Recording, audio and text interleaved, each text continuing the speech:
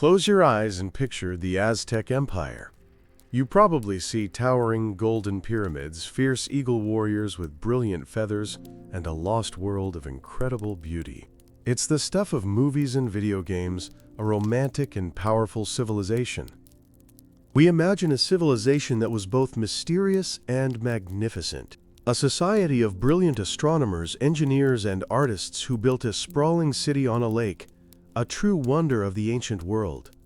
It's a story we think we know. But tonight, we're going to peel back the gold leaf and look at the stone underneath. The story you know is a highlight reel. We're here for the director's cut, the one that shows the grit, the fear, and the dark, uncomfortable truths. The popular image of the Aztec Empire is a beautiful myth. The reality was far more complex, far more brutal, and in many ways, far more human.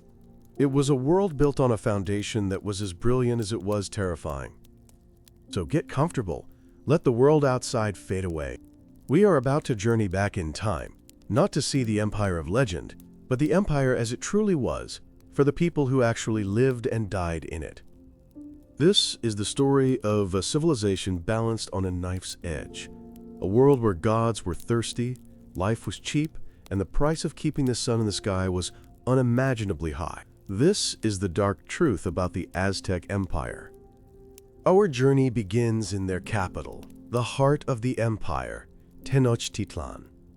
On paper, it was a marvel, a city that should not have existed, floating in the middle of a vast lake.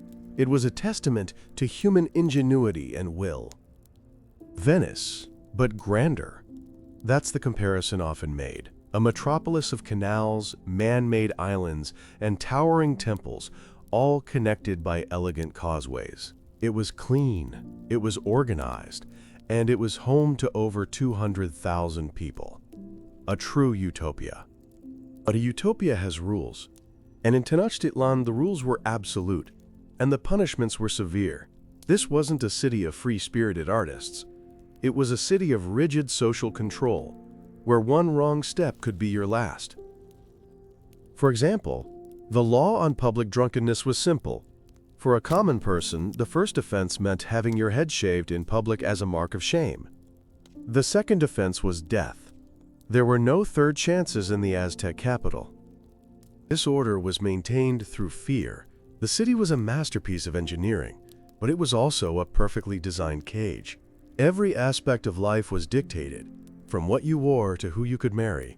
Freedom was not a celebrated concept. And the empire itself? We picture it as a single, unified nation, like Rome or ancient Egypt, with loyal citizens spread across a vast territory, a solid monolithic power that commanded the respect and loyalty of all its people.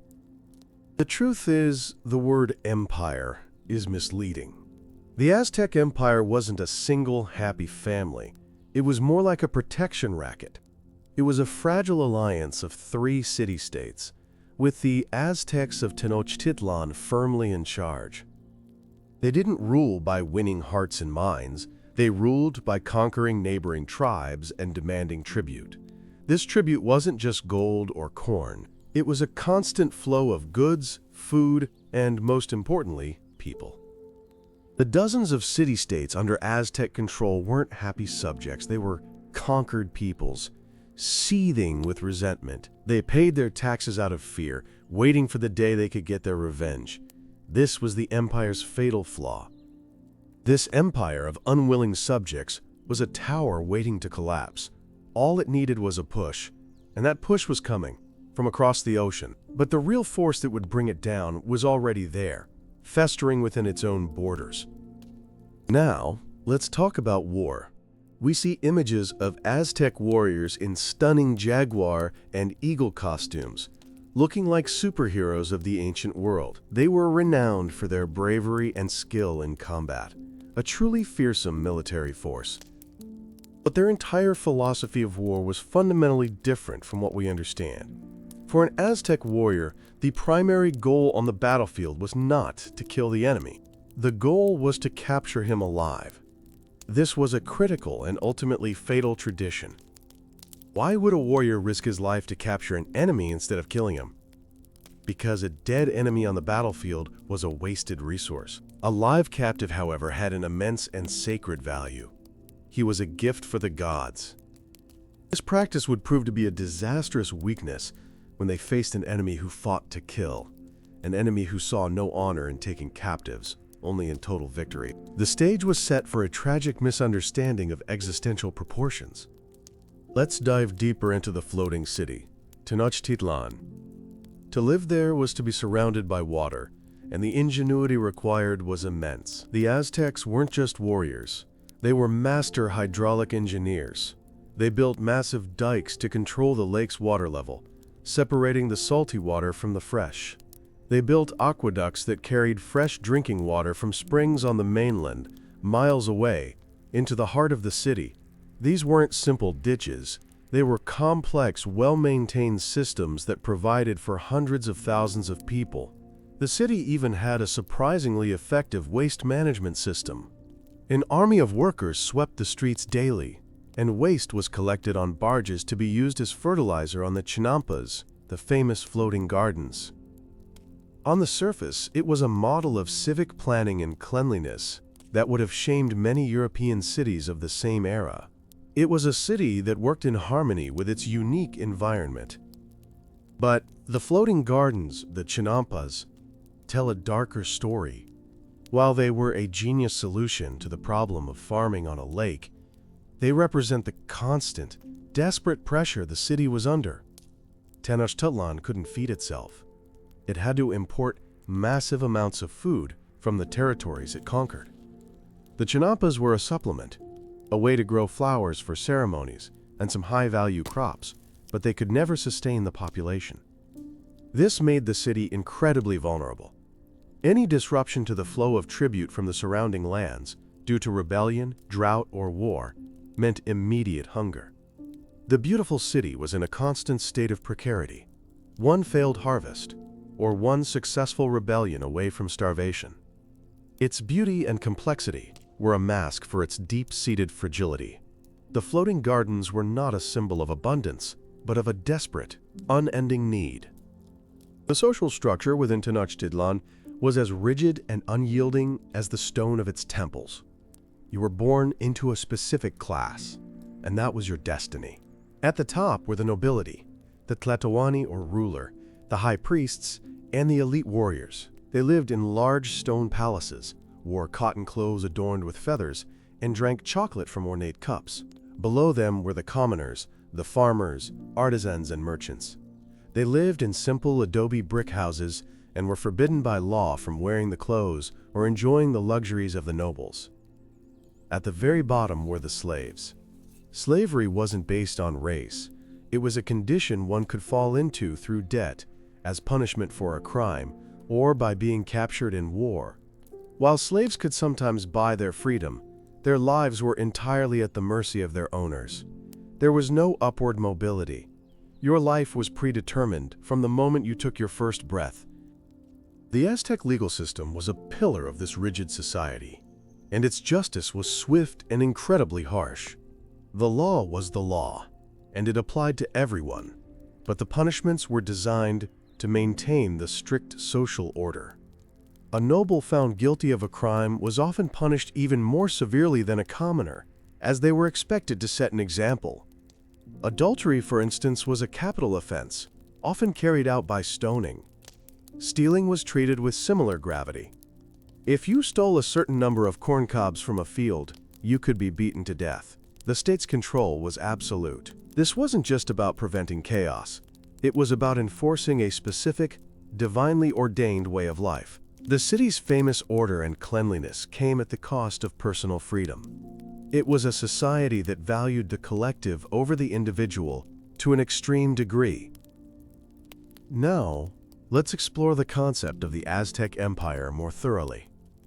The Triple Alliance, the foundation of the empire, was formed by three cities: Tenochtitlan, Texcoco, and Tlacopan. In theory, they were partners. In reality, Tenochtitlan was the senior partner, the muscle, and the one that called the shots. They dominated the alliance and took the lion's share of the tribute. This empire expanded not by assimilating other cultures, but by subjugating them. When the Aztec army conquered a new city-state, they didn't typically occupy it or replace its leaders. Instead, they left the local rulers in place and gave them a simple choice: send us a steady stream of tribute, or we will return and destroy you. This was an empire built not on shared culture or political unity, but on extortion backed by military terror.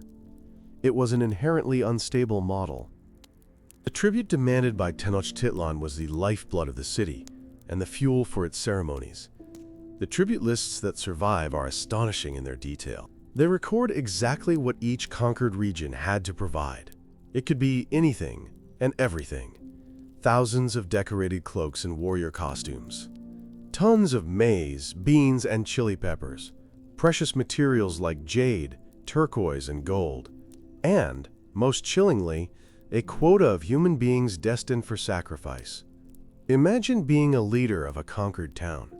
Several times a year, Aztec officials would arrive to collect these goods. Failure to provide them was not an option. This system created a deep well of hatred among the subject peoples. They weren't part of an empire. They were its victims, its resource pool, its hunting ground. This widespread resentment created a political landscape ripe for explosion. The Aztecs were surrounded by enemies they had created themselves. To the east lay the city-state of Tlaxcala, one of the few nations that had successfully resisted Aztec conquest. The Tlaxcalans were locked in a state of near-constant, low-level warfare with the empire. They despised the Aztecs with a passion that burned for generations. When Hernán Cortés and his small band of Spaniards arrived, they didn't wander into a unified, loyal empire. They stumbled into a regional powder keg. Cortés was a master manipulator, and he quickly realized that the greatest weapon he could possibly wield against the Aztecs was the Aztecs' own oppressed subjects. He offered the Tlaxcalans and others a chance for the revenge they had been dreaming of for decades. The fall of the Aztec Empire is often portrayed as a story of a few hundred technologically superior Spaniards defeating millions of natives. This is a gross oversimplification. The Spanish had steel armor, guns, and horses, which were certainly terrifying and effective, but they would have been wiped out in weeks if they had fought alone. The real army that conquered Tenochtitlan was composed of tens of thousands of indigenous warriors, primarily from Tlaxcala and other subject states. They saw the Spanish not as conquerors, but as allies in a war of liberation against their hated Aztec overlords. They guided the Spanish, fed them, and did the vast majority of the fighting and dying. The conquest was, in effect, a massive civil war, sparked and exploited by a handful of ruthless foreigners. The Aztec Empire was not so much conquered from the outside, as it was torn apart from the inside. Let's talk about the unique and terrifying Aztec concept of the Flower Wars, or Xochitl. The name itself is deceptively beautiful, suggesting a poetic, ritualized form of combat. And in a way, it was. But the reality was horrifying. These were not wars of conquest fought for land or resources. They were prearranged battles between the Aztec Triple Alliance and their enemies, like the Tlaxcalans. The purpose of these wars was singular: to capture enemy warriors alive. The battles would be scheduled in advance, and both sides would meet at a designated sacred location. They fought with a strange sort of chivalry. The goal wasn't to annihilate the enemy army, but to engage in one-on-one combat to subdue and capture a worthy opponent. It was a sacred duty and the highest calling for a young warrior. The reason for this strange form of warfare was directly tied to the Aztec religion. The gods, particularly the sun god Huitzilopochtli, required a constant supply of human hearts to maintain their strength and keep the cosmos in order. An enemy warrior captured in a flower war was considered the most prized offering. He was not seen as a criminal or a coward. He was a respected opponent, whose courage made his sacrifice all the more valuable. After being captured, these warriors were taken back to Tenochtitlan, treated with a strange mixture of respect and doom, and then ceremonially sacrificed atop the Great Pyramids. The Flower Wars were essentially a state-sponsored system for harvesting human beings. It ensured that even in times of relative peace, the flow of victims to the sacrificial altars would never cease. This ritualistic approach to warfare had a profound and ultimately fatal consequence. Aztec warriors were trained from birth to capture, not to kill. Their primary weapon, the maquihuitl, was a wooden club edged with razor-sharp obsidian blades. It was designed to slash and incapacitate, not to deliver a quick, fatal blow. Their entire military doctrine was built around this principle. When they faced the Spanish, they were confronting an enemy with a completely alien mindset. The Spanish fought for keeps. Their goal was to kill as many of the enemy as possible, as quickly as possible, to break their lines and win the battle decisively. The Aztecs, in their initial encounters, kept trying to capture these strange, metal-clad men, often at great risk to themselves, while the Spanish were simply cutting them down. It was a fatal clash of military cultures. Now we must confront the central, most misunderstood aspect of Aztec civilization: human sacrifice. It is the single element that has defined them in popular culture, often portrayed as a sign of their savage, bloodthirsty nature. To understand the Aztecs, we have to try to understand why they did it. It was not random cruelty or a lust for violence. It was the absolute center of their cosmology and worldview. According to their beliefs, the universe was an incredibly violent and unstable place. The gods themselves had sacrificed their own blood to create the world and the current sun, but this creation was not permanent. The sun, Huitzilopochtli, was locked in a daily battle against the forces of darkness. Every single night he fought the moon and stars to ensure he could rise again in the morning. And in this cosmic battle, the sun god needed nourishment.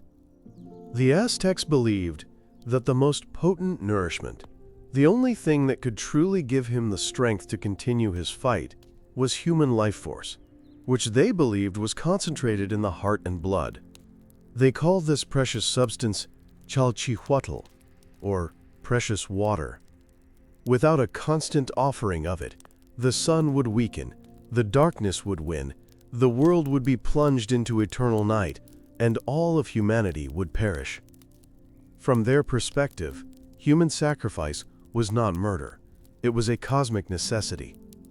It was the terrible, sacred duty of humankind to pay back the debt they owed the gods and to actively participate in the survival of the universe. It was the highest, most important act a society could perform. The ceremonies of sacrifice were public, theatrical, and designed to make a powerful statement. The most famous location was the Templo Mayor, the Great Temple, in the heart of Tenochtitlan. It was a massive double pyramid, with one shrine dedicated to the rain god Tlaloc, and the other to the sun god Huitzilopochtli. Victims, usually captured warriors, would be painted and adorned with ceremonial decorations. They were forced to walk up the long, steep flight of stairs to the top of the pyramid in full view of the city's populace. At the summit, several priests would hold the victim down over a sacrificial stone. The head priest would then use a flint or obsidian knife to make a rapid incision below the rib cage, reach into the chest, and pull out the still-beating heart. What happened next was a series of deeply symbolic and gruesome acts. The heart was held up towards the sun, a direct offering to Huitzilopochtli. It was then placed in a stone vessel called a, quote, xicali, or eagle vessel. The lifeless body of the victim was then rolled down the steep steps of the pyramid, tumbling to the base below. This was not just a disposal of the body, it was a reenactment of myth, a dramatic display for all to see. Down at the base, other priests would take the body to be dismembered. The head was often placed on a zompantli, a massive skull rack built near the temple. The sheer scale of these racks, displaying thousands of human skulls, was a terrifying and unambiguous message of the Aztec state's power and its devotion to the gods. The question of scale is one of the most debated topics among historians. How many people were sacrificed? The numbers are difficult to confirm, as many accounts come from the Spanish, who may have exaggerated to justify their own brutal actions. However, even conservative estimates are staggering. For the rededication of the Templo Mayor in 1487, Aztec accounts claim that over 4 days, tens of thousands of people were sacrificed. While the true number was likely lower, it was undoubtedly in the thousands. This wasn't a rare occurrence. Sacrifices happened constantly, for festivals, for droughts, for the start of a war, or for the end of one. It was woven into the fabric of daily life and the calendar year. For the people of Tenochtitlan, it was a normal, if terrifying, part of their world. For the peoples they conquered, it was the ultimate expression of Aztec domination. Beyond the grand ceremonies for captured warriors, there were other, even more disturbing forms of sacrifice for other gods. The rain god, Tlaloc, was believed to require the tears of children. During times of drought, children would be sacrificed to him. It was believed that the more the children cried on their way to the altar, the more Tlaloc would be pleased, and the more likely he was to send rain. This is a profoundly difficult concept to empathize with, but it reveals the desperation that underpinned their faith. They believed they were choosing a smaller tragedy, the death of a few children, to prevent a much larger one, the starvation of the entire community. It was a chilling calculus, born from a world where life was precarious and at the mercy of unpredictable natural forces. Another deeply ingrained part of Aztec life was education, but it was far from a modern enlightened system. It was mandatory for all children, which was remarkably advanced for the time, but it was strictly segregated by class and gender. Noble children attended a school called the Kalmakak. Here, they received a rigorous education in history, astronomy, writing, government, and, most importantly, religious doctrine and rituals. They were being trained to be the future leaders and priests of the empire. The training was incredibly harsh, involving fasting, physical labor, and painful self-sacrifice, such as bloodletting, to instill discipline and piety. The goal was to create an elite that was as tough as it was educated, ready to rule with an iron fist. The children of commoners, on the other hand, attended a different type of school, called the Telpochcali, which translates to House of Youth. The focus here was much more practical and militaristic. Boys were trained primarily as warriors. They learned how to fight, how to handle weapons, and the importance of capturing enemies in battle. Their education was about preparing them to be the rank-and-file soldiers of the Aztec army, the engine of the empire's expansion and the source of its sacrificial victims. Girls, in both classes, were educated separately. Their schooling focused on domestic duties and religious rituals. They learned how to weave, cook, and manage a household, preparing them for their future roles as wives and mothers. The education system was not about personal fulfillment. It was about creating cogs for the great machine of the Aztec state. The role of women in Aztec society was a paradox of respect and restriction. On one hand, women were revered as the heart of the family and the community. Childbirth was considered a form of battle, and a woman who died in childbirth was given the same honors as a warrior who died in combat. They could own property, run businesses, and practice certain professions, like midwifery and matchmaking. However, their primary role was in the domestic sphere. A woman's honor was deeply tied to her modesty and chastity. The legal and social codes placed heavy restrictions on their behavior. They were expected to be subservient to their husbands, and their lives were largely confined to the home and the marketplace. While not powerless, they lived within a strictly patriarchal society where their options were limited by their gender. The Aztec economy was a vibrant and complex system, centered on the massive marketplace in the district of Tlatelolco in Tenochtitlan. When the Spanish first saw it, they were stunned. They described a market larger and better organized than any in Europe. with tens of thousands of people buying and selling goods every day. You could find anything there: gold, silver, and feathers, jaguar pelts and deerskins, slaves for sale, pottery and textiles, and an incredible variety of food, from dogs and turkeys to insects and lake scum cakes. It was a testament to the wealth and diversity of the empire. But it was not a free market. The market was heavily regulated by the state, with judges on site to settle disputes and punish cheaters instantly. The Aztec economy lacked one crucial element that we take for granted: currency. There were no coins. Trade was conducted primarily through barter, swapping one good for another. For larger transactions, certain items were used as a kind of proto-currency. Cacao beans, the source of chocolate, were the most common. A certain number of beans could buy you a cloak or a canoe. Large white cotton cloaks were also used for high-value purchases. This system worked, but it was cumbersome. It also reinforced the power of the nobility, who controlled the production of the most valuable goods, like cacao and cotton. The bustling market was a sign of economic dynamism, but it was a dynamism firmly under the control of the ruling elite. Let's revisit the arrival of the Spanish, because the story is often told as one of simple religious confusion. The myth is that the Aztec emperor, Moctezuma II, believed Hernán Cortés was the returning god Quetzalcoatl. Quetzalcoatl was a feathered serpent deity, a god of creation and knowledge, who was prophesied to return from the east in a specific year. By a stunning coincidence, Cortés arrived from the east in that very year. This story is compelling and has been repeated for centuries.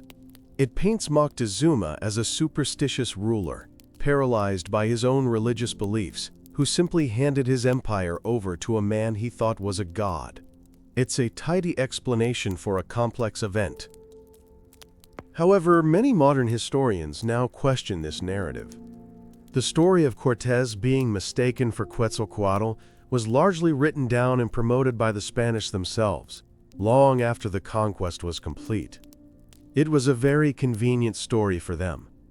It made their victory seem preordained and divinely sanctioned, and it diminished the intelligence and agency of the Aztecs. The reality is likely far more complex. Moctezuma was a seasoned ruler and a shrewd politician, not a fool. He was likely deeply troubled and uncertain about who these strange foreigners were. He sent gifts and offered a lavish welcome, not necessarily as an act of worship, but as a political strategy. It was a way to gather information, to display his own power, and perhaps to try and persuade these dangerous newcomers to leave. Moctezuma's actions were likely those of a leader facing an unprecedented and terrifying situation. He was confronted with beings who possessed technology he couldn't comprehend: steel, cannons, and large deer, horses that men could ride. They were immune to his traditional forms of political intimidation. He was also dealing with the simmering rebellion of his own subject peoples. His hesitation and seemingly contradictory actions, welcoming Cortés into Tenochtitlan only to become his prisoner, were likely the desperate moves of a man caught in an impossible trap. He was trying to navigate a crisis for which there was no precedent in Aztec history or religion. The Quetzalcoatl story robs him of this complexity, turning a tragic political figure into a simple-minded religious zealot. The final blow to the Aztec Empire was not a sword or a cannon. It was something invisible, silent, and far more deadly: disease. The peoples of the Americas had lived in isolation for thousands of years. They had no immunity to the diseases that had ravaged Europe, Asia, and Africa for centuries. When the Spanish arrived, they brought with them a host of stowaways in their bodies: smallpox, measles, influenza. For the Spanish, these were often childhood illnesses that they survived. For the indigenous population of Mexico, they were a death sentence. The first smallpox epidemic swept through Tenochtitlan during the siege of the city, long before the final battle. The impact of this epidemic was apocalyptic. It killed with terrifying speed and efficiency. Within weeks, it had wiped out a massive percentage of the city's population, perhaps as much as half. It killed commoners and nobles alike. It killed warriors, priests, and even the emperor who succeeded Moctezuma. The disease created a level of chaos and despair that is hard to imagine. The social fabric of the city disintegrated. There were not enough living people to bury the dead. The Aztec army was decimated without a single battle being fought. This, quote, great pestilence, as the Aztecs called it, broke their morale and their ability to resist far more effectively than any Spanish weapon. The Spanish themselves were largely immune, which to the Aztecs must have seemed like further proof of their supernatural power. When Cortés and his Tlaxcalan allies launched their final assault on Tenochtitlan, they were not attacking the proud, powerful city of a year before. They were attacking a ghost town, a city hollowed out by plague and starvation. The siege lasted for months and it was brutal. The fighting was street by street, house by house. The Aztec warriors who remained fought with incredible courage and desperation, defending their dying city to the last man. But the outcome was inevitable. The combination of Spanish weaponry, tens of thousands of native allies, and the devastating impact of disease was simply too much to overcome. When the city finally fell in August of 1521, it was a ruin. The legacy of the Aztecs is therefore deeply complicated. They were, without question, brilliant engineers, artists, and city planners. They created a society of incredible complexity and a culture of deep, if terrifying, spiritual conviction. They built one of the most magnificent cities on earth from a swamp, but their empire was also an empire of fear. It was a state built on the subjugation of its neighbors and fueled by a religious ideology that demanded a constant flow of human life. It was a society whose very foundation made it brittle, creating the internal enemies who would eagerly help to tear it down. The dark truth of the Aztec Empire is not that they were simple savages, it's that their greatest strengths were inextricably linked to their most profound and fatal flaws.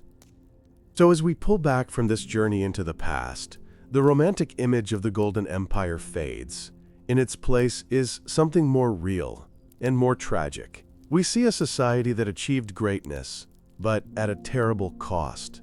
A people who built a world of order and beauty on a bedrock of control and fear. The fall of their empire wasn't just the story of a conquest.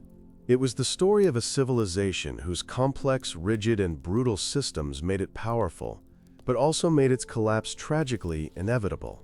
The truth is never as simple as the legend. It's darker, more complex, and ultimately, far more fascinating. Let's examine the Aztec view of the afterlife, which was as structured and unsentimental as their life on Earth. Unlike many other belief systems, your fate after death was not determined by how well you lived your life or your moral character. There was no concept of a final judgment based on your good or bad deeds. Instead, your destination in the afterlife was determined entirely by the way you died. It was a starkly pragmatic view of eternity, where the circumstances of your death, not the quality of your life, were the only thing that mattered. This belief system reinforced the values the state held most dear: warfare, sacrifice, and childbirth. It was another mechanism of social control, extending the state's influence even beyond the grave.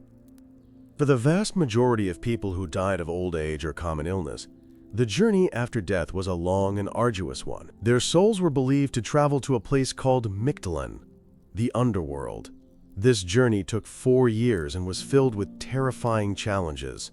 The soul had to pass through 9 levels, facing obstacles like clashing mountains, winds that flayed the skin with obsidian blades, and a great river that had to be crossed with the help of a spirit dog.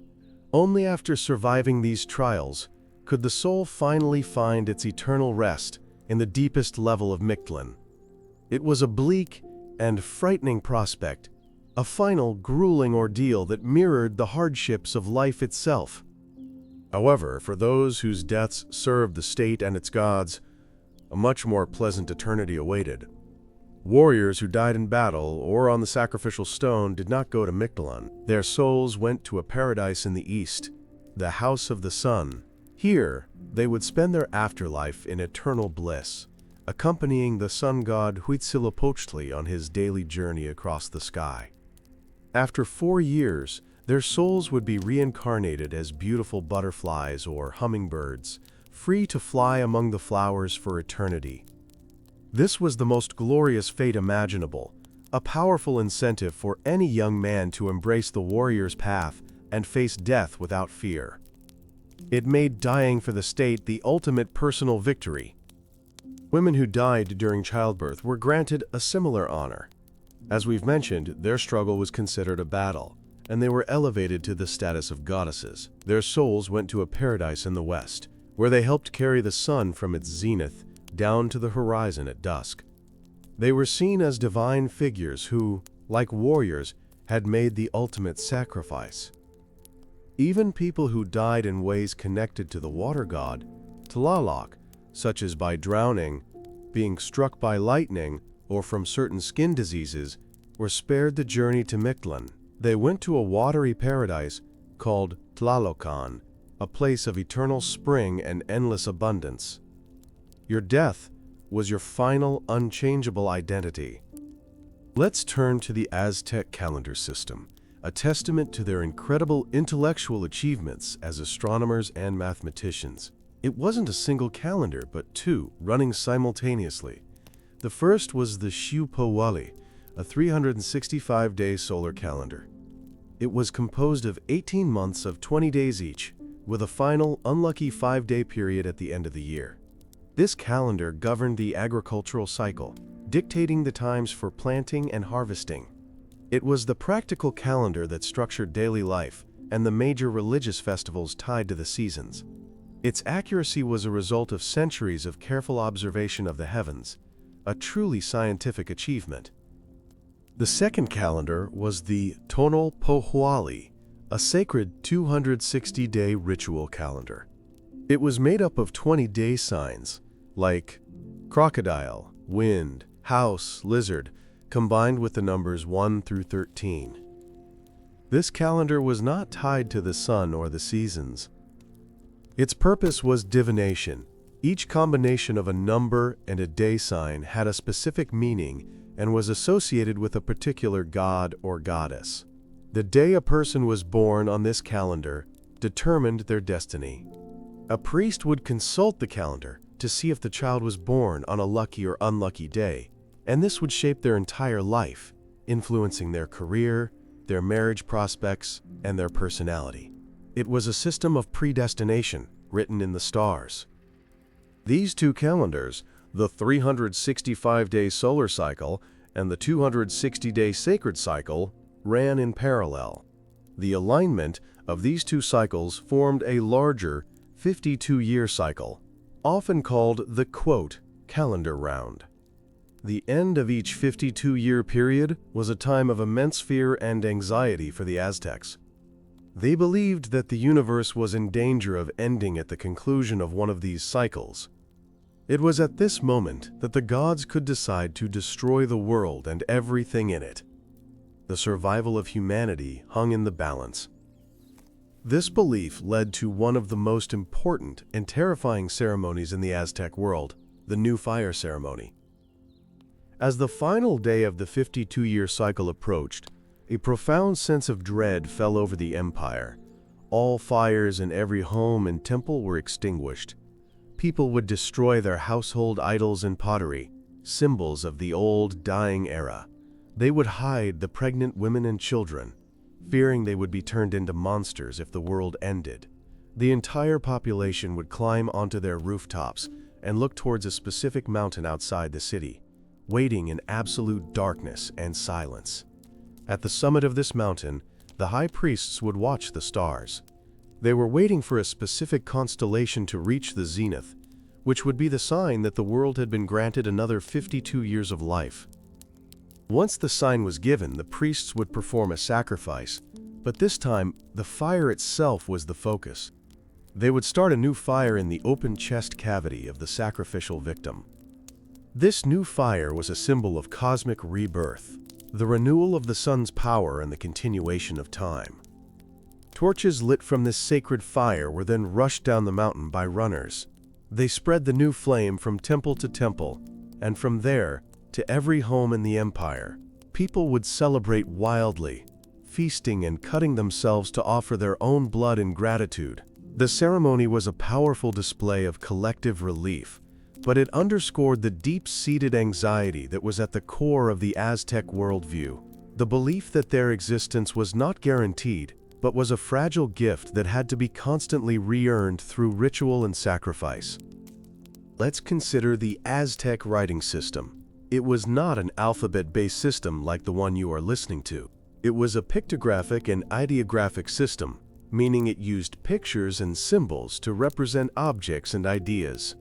A picture of a shield might mean shield, but it could also represent the idea of war or battle. This system was effective for recording history, tribute lists, and religious lore, but it was not as flexible as a phonetic system. It was a specialized skill known primarily by priests and scribes who would create elaborate books called codices. These codices were made from bark paper or deerskin, folded like an accordion, and painted with vibrant colors. They were beautiful works of art, but also vital records of the empire. The problem with a pictographic system is that it's excellent for recording nouns, what happened, but less effective at capturing the nuance of language, how people felt, or the precise words they spoke. To get around this, the Aztecs also used a system of rebus writing, where they would use a picture of one thing to represent the sound of another. For example, to write the name of the city Mazatlan, which means place of the deer, they might draw a picture of a deer, Mazatl, next to a picture of teeth, Tlantli, as the sound was similar. This made their writing a complex puzzle that required extensive training to read. It was not a system for the masses. It was a tool for the elite to record the information they deemed important. Tragically, the vast majority of these Aztec codices were destroyed during and after the Spanish conquest. The Spanish priests who followed the conquistadors saw the codices as works of the devil. They viewed the pictographic writing as a form of idolatry and a record of pagan beliefs that needed to be eradicated to convert the native population to Christianity. In massive book burnings, they systematically destroyed hundreds, perhaps thousands, of these irreplaceable records. Only a handful of pre-conquest codices survived, smuggled out of the country or hidden away. This act of cultural destruction was catastrophic. It wiped out centuries of history, poetry, and knowledge, leaving us with only a fragmented understanding of the Aztec world, told largely through the biased lens of their conquerors. The Aztec language itself, Nahuatl, was a rich and poetic tongue. It was capable of great subtlety and beauty. Many Nahuatl words have even made their way into our modern languages, especially through Spanish. Words like chocolate, tomato, avocado, and coyote are all derived from their original Nahuatl names. The language was also known for its ability to form long, complex, compound words to express a single idea. It was a language well-suited to epic poetry and philosophical discourse. The loss of the codices means that we have lost the vast majority of the literature written in this language, a ghost library of stories and poems we will never get to read. Let's explore the Aztec relationship with art. For the Aztecs, art was not created for art's sake. It was not about personal expression or aesthetic beauty alone. Art had a purpose, and that purpose was almost always religious or political. Sculptures, murals, and featherwork were created to honor the gods, to tell the stories of their myths, and to intimidate their enemies. The style was often bold, dramatic, and filled with symbolism.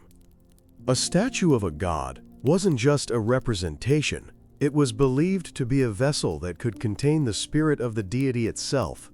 Therefore, creating art was a sacred act, and the artists were highly respected artisans. Aztec sculpture is perhaps their most famous artistic legacy. They worked with stone, from soft volcanic rock to hard, unforgiving basalt and jade. Their sculptures are often massive, intimidating, and deeply symbolic. One of the most famous examples is the colossal statue of the goddess Coatlicue, the mother of Huitzilopochtli. The statue is not beautiful in a conventional sense. It is terrifying. Her head is formed by two serpents meeting face to face. She wears a necklace of human hands and hearts. Her skirt is a writhing mass of snakes.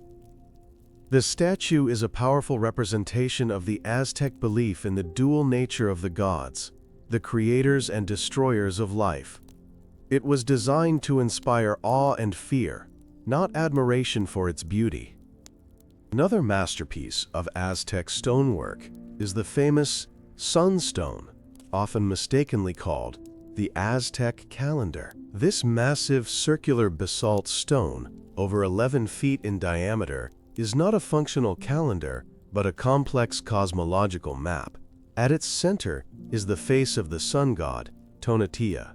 Surrounding him are symbols representing the 4 previous creations of the world, which the Aztecs believed were destroyed by jaguars, wind, fiery rain, and water. The stone is a dramatic summary of the Aztec understanding of time and the cosmos, a reminder of the violent cycle of creation and destruction that governed their universe. It's a piece of political propaganda written in stone, reinforcing the idea that only through the Aztecs and their sacrifices could the current world, the fifth sun, survive. Perhaps the most prized and delicate art form of the Aztecs was featherwork.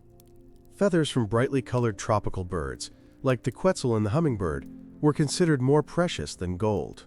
They were acquired through trade and tribute from the distant southern lands. Specialized artisans would meticulously attach thousands of these tiny, iridescent feathers to cloth or agave paper to create breathtaking mosaics.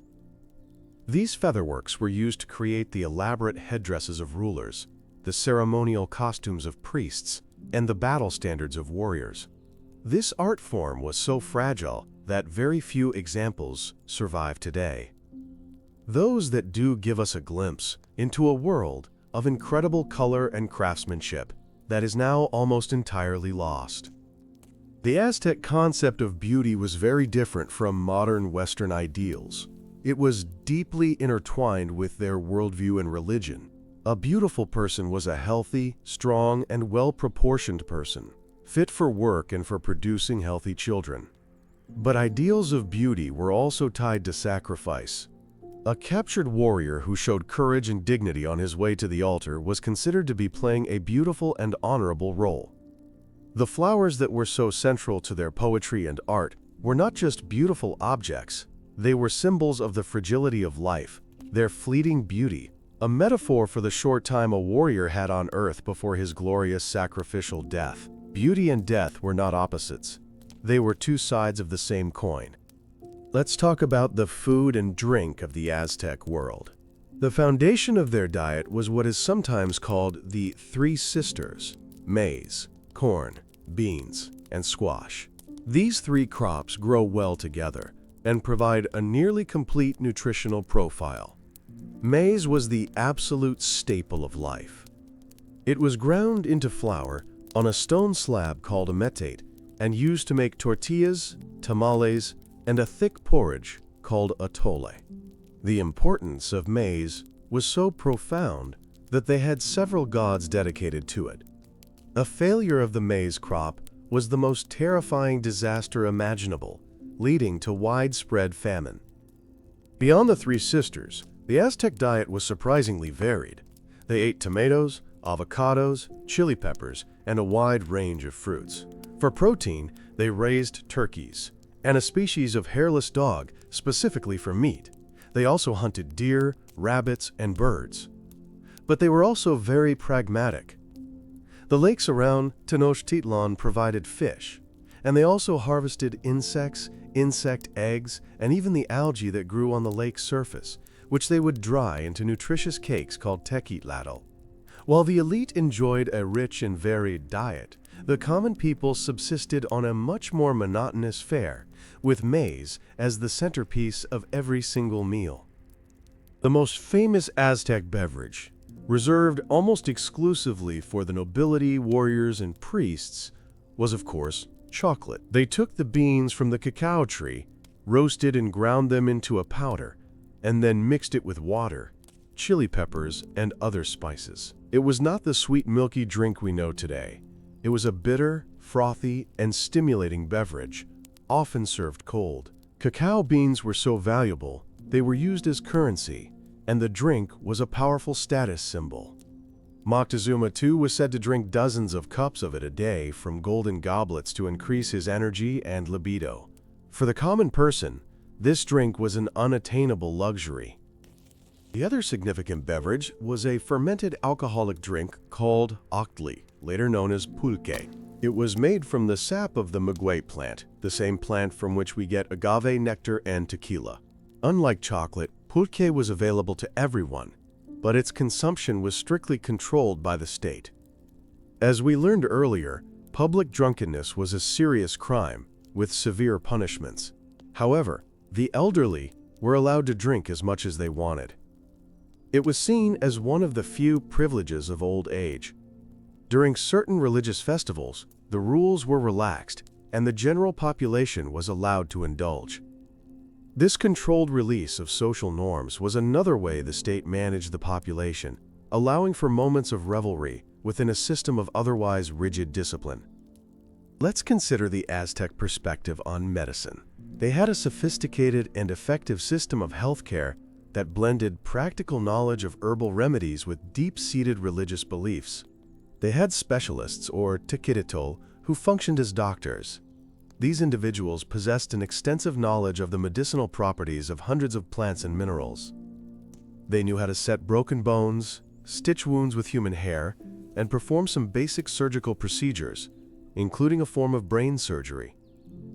The Spanish were actually impressed by the skill of Aztec doctors, noting that they were in some ways more advanced than their European counterparts. The practical side of their medicine was always intertwined with the spiritual. For the Aztecs, illness was not just a physical ailment. It could be caused by a number of supernatural factors. An illness could be a punishment from a displeased god. It could be the result of a curse from an enemy sorcerer. Or it could be caused by the loss of one's tonali, a kind of life force or soul spark located in the head. Therefore, treating an illness required both physical and spiritual remedies. A doctor would not only prescribe a specific herb, but would also perform rituals, say prayers, and make offerings to appease the gods or drive away evil spirits. Healing was a holistic process that aimed to restore balance to both the body and the cosmos. The Aztec understanding of anatomy was surprisingly detailed, thanks in large part to the practice of human sacrifice. While a gruesome source of knowledge, the constant dismemberment of victims gave Aztec priests and doctors a direct, hands-on understanding of the internal workings of the human body. They knew the location and function of many major organs, and this knowledge informed their surgical practices. This is a stark example of the Aztec paradox. A practice that seems to us to be the height of barbarism was also a source of scientific and medical knowledge that was used to save lives. It's an uncomfortable truth that highlights the alien nature of their worldview. Let's zoom out and consider the end of this story. The fall of Tenochtitlan in 1521 was not the end of the story for the people of the region, but it was the end of the Aztec world as it had existed. The Spanish, with their Tlaxcalan allies, razed the great city to the ground. They systematically dismantled the temples, smashed the idols, and filled in the canals. On the ruins of the Templo Mayor, they began to build what would become the Cathedral of Mexico City. It was a powerful and deliberate act of replacement, an attempt to build a new world on top of the old one, to bury one faith beneath another. The decades that followed were a period of immense trauma and transformation. The remaining indigenous population was devastated by wave after wave of European diseases, reducing their numbers by as much as 90% in some areas. They were forced into a new social and economic system, one in which they were at the bottom. Their religion was suppressed, their leaders were stripped of power, and their way of life was irrevocably altered. The complex, vibrant, and brutal world of the Aztecs was shattered, and its pieces were reassembled into something new, the colony of New Spain. The great irony is that the very thing that made the Aztec Empire so vulnerable, the deep-seated hatred of its subject peoples, was a problem the Spanish would soon inherit. The Tlaxcalans, who had so eagerly helped to overthrow the Aztecs, soon found that they had simply traded one set of overlords for another. The Spanish promises of freedom and partnership were quickly forgotten. The new rulers were just as demanding and in many ways more destructive than the old ones. The cycle of conquest and subjugation continued, just with new players in charge. The dark truth of the Aztec Empire is that it was a civilization of profound contradictions. It was a world of poets and killers, of brilliant engineers and brutal priests, of stunning beauty and unspeakable terror. It was a society that reached incredible heights of organization and cultural achievement, but one that was built on a foundation of coercion and fear. Their understanding of the cosmos demanded a price in blood that made them powerful, but also created the enemies that would help to bring about their ruin. They were not the one-dimensional monsters of legend, nor were they the noble innocents of romance. They were a complex, deeply human people, living by the rules of a harsh and unforgiving universe of their own making. Tonight we have walked through the streets of a floating city, stood in the shadow of its bloody pyramids, and tried to understand a worldview that is profoundly alien to our own. We have seen that behind the gold and the feathers lies a story of control, fear, and a desperate struggle to keep the world from ending. The legacy of the Aztecs is a powerful reminder that history is never simple. It is a messy, complicated, and often uncomfortable tapestry, woven with threads of both light and darkness. And it is in embracing that complexity that we come closest to understanding the truth. Let's delve into the poetry of the Aztec world, which offers a surprising window into their sensibilities. While their public art was often brutal and intimidating, their poetry was filled with themes of beauty, friendship, and the fleeting nature of life.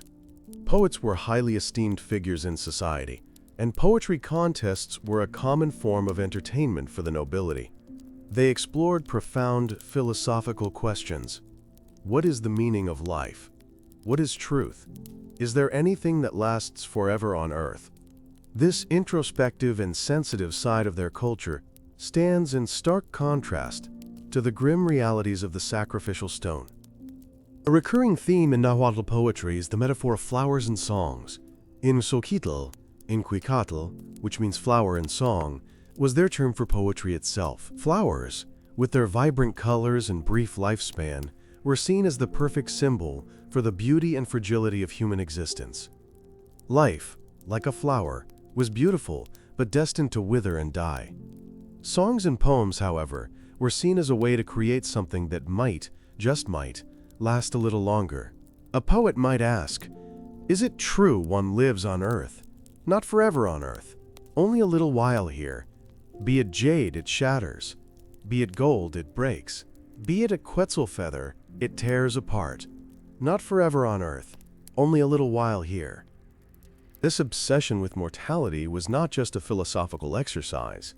It was directly connected to the warrior culture. Many of the most famous surviving poems were written by warrior kings. They celebrated the, quote, death of the flowery blade, the glorious death in battle, or on the sacrificial stone.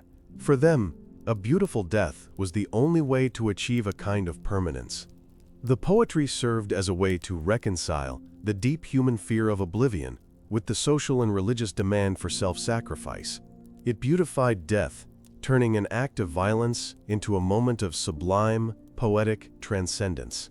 It was propaganda, but it was beautiful propaganda. Consider the complex role of the merchants, or Puchteca. They were a class apart, a hereditary guild that was not quite noble and not quite common. They were the long-distance traders who undertook dangerous expeditions into hostile territories to acquire luxury goods for the nobility. Things like quetzal feathers, jade, and cacao beans. These expeditions could last for months or even years, and the Puchteca often traveled heavily armed and in large caravans for protection. They were the economic arteries of the empire, connecting the capital to the farthest flung corners of Mesoamerica. The Pochateca were more than just merchants. They were also official spies for the Aztec state. As they traveled through other kingdoms and city-states, they gathered intelligence on the political situation, the strength of the local army, and the richness of the resources. They would report all of this information back to the emperor. If a city was deemed ripe for conquest, the Pochateca could even act as provocateurs, instigating an incident that would give the Aztecs a pretext to declare war. Their wealth and importance gave them a special status, but it was a precarious one. They were expected to be humble and not to display their wealth too openly, lest they anger the traditional nobility who saw them as upstarts. The Aztec marketplace at Tlatelolco was not just a place of commerce, it was the social and informational hub of the city. People from all walks of life converged there.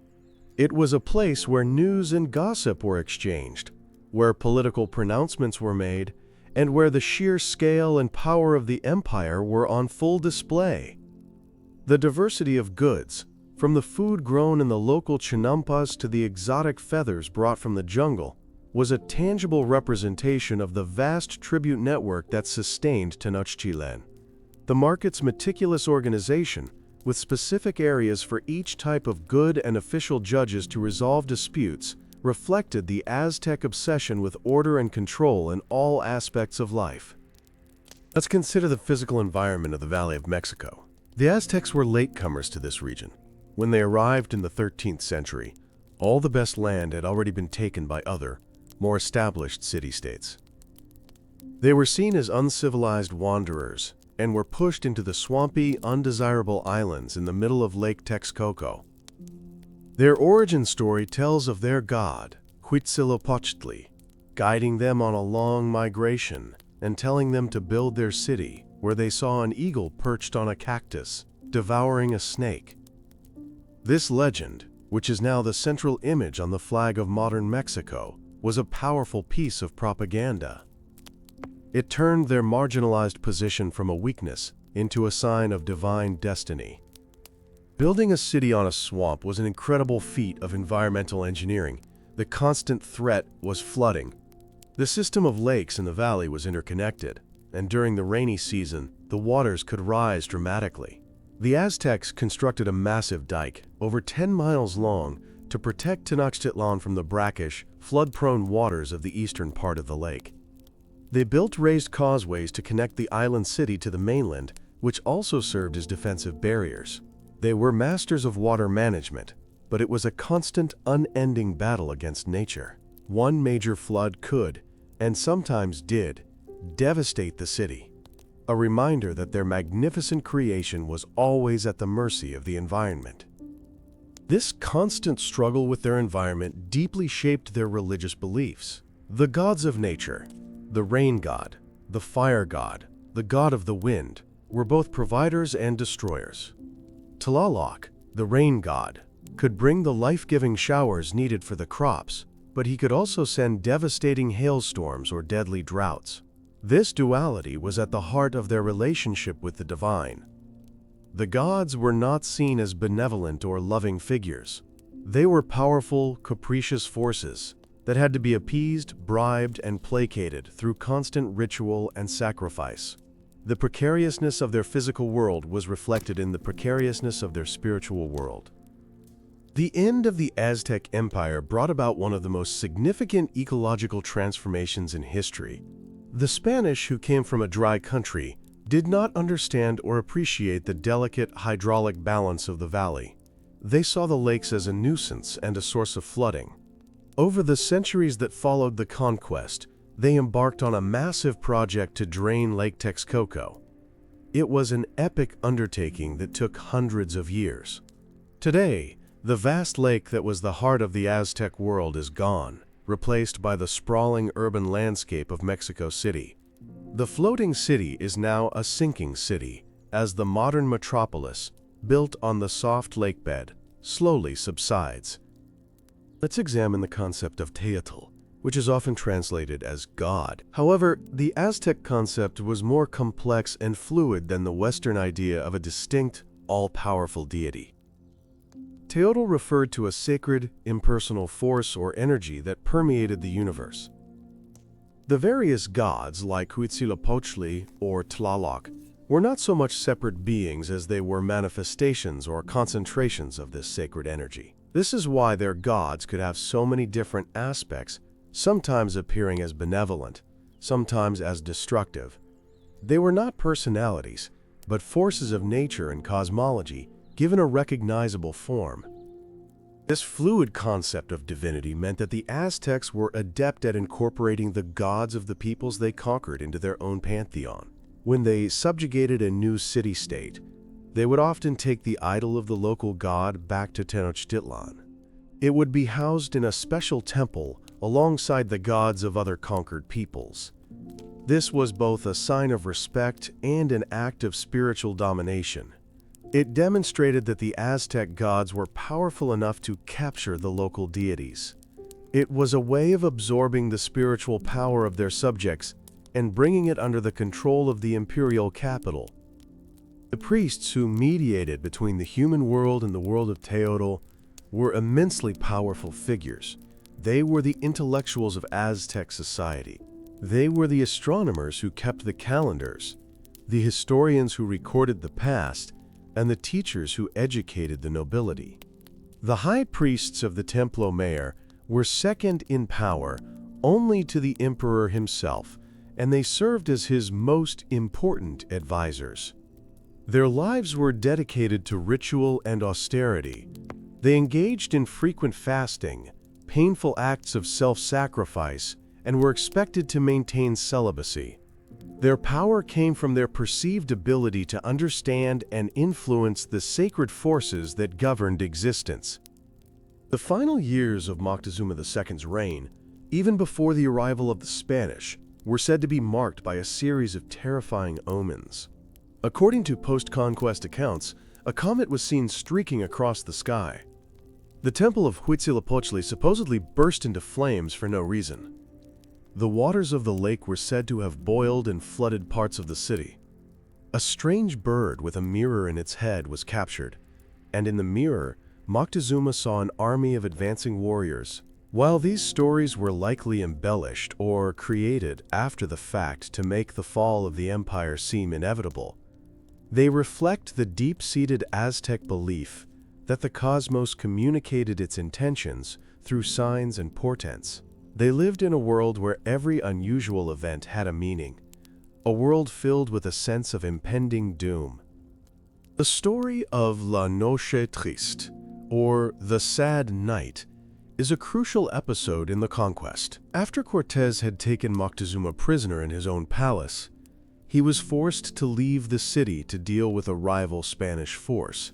He left his lieutenant, Pedro de Alvarado, in charge. Alvarado was a hot-headed and paranoid man.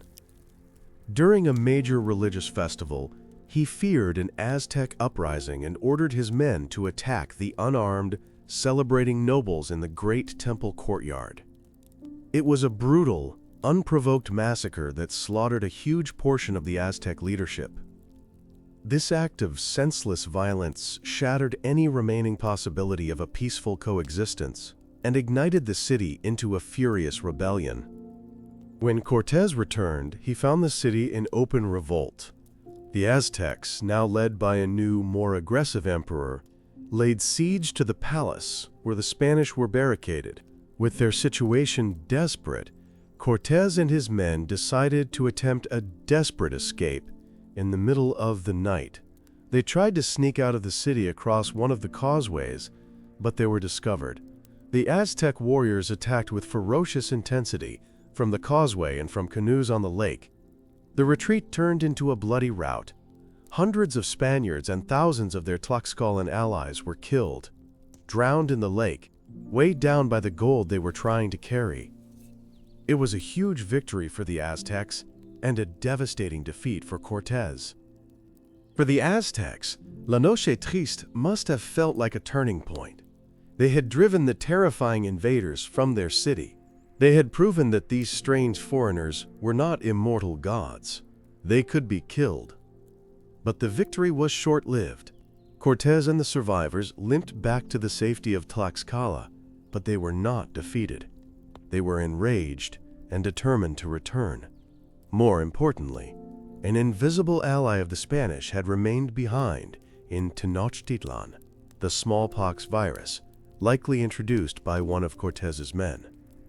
While the Aztecs celebrated their victory, the plague was beginning its silent, deadly work, hollowing out the empire from within and setting the stage for the final siege. The final siege of Tenochtitlan was a masterpiece of ruthless strategy by Cortés. He learned from the mistakes of La Noche Triste. He realized he could not take the city by storming the causeways. He needed to control the lake. In a remarkable feat of logistics, he had his men build a fleet of 13 small warships in Tlaxcala. They were then dismantled, carried piece by piece over the mountains by thousands of native porters, and reassembled on the shores of Lake Texcoco. These ships, armed with cannons, gave the Spanish naval supremacy. They could blockade the causeways, cutting off all food and fresh water from the city, and provide fire support for their ground troops. The siege lasted for 80 days and was an act of total war. The goal was not to capture the city, but to annihilate it. The fighting was street by street, house by house.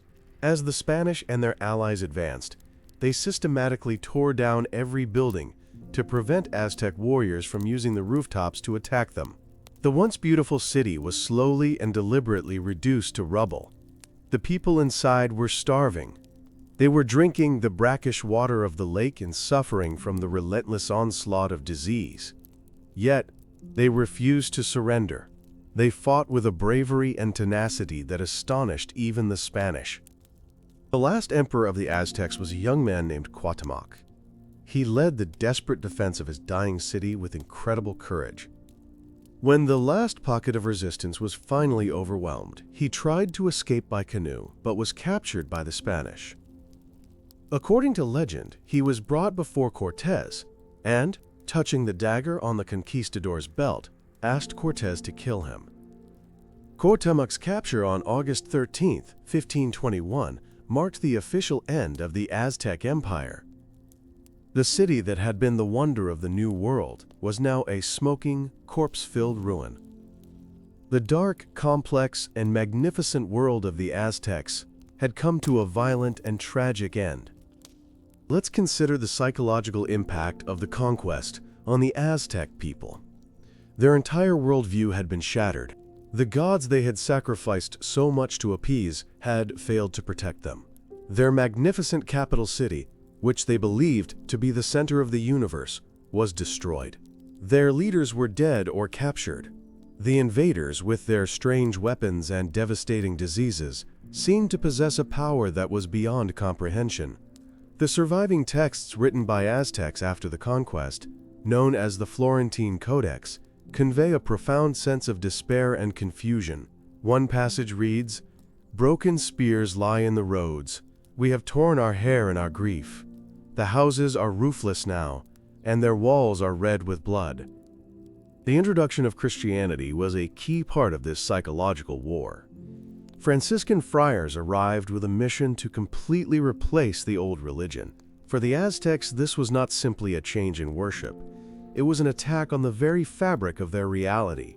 Their calendars, their rituals, their art, their social structure, everything was intertwined with their religious beliefs. The friars learned Nahuatl and worked to create a syncretic religion, blending Christian concepts with native traditions to make conversion more palatable. But the underlying message was clear: your gods are false demons, and your way of life was a sin. This created a deep spiritual crisis for generations. The Spanish also implemented a system of forced labor called the encomienda.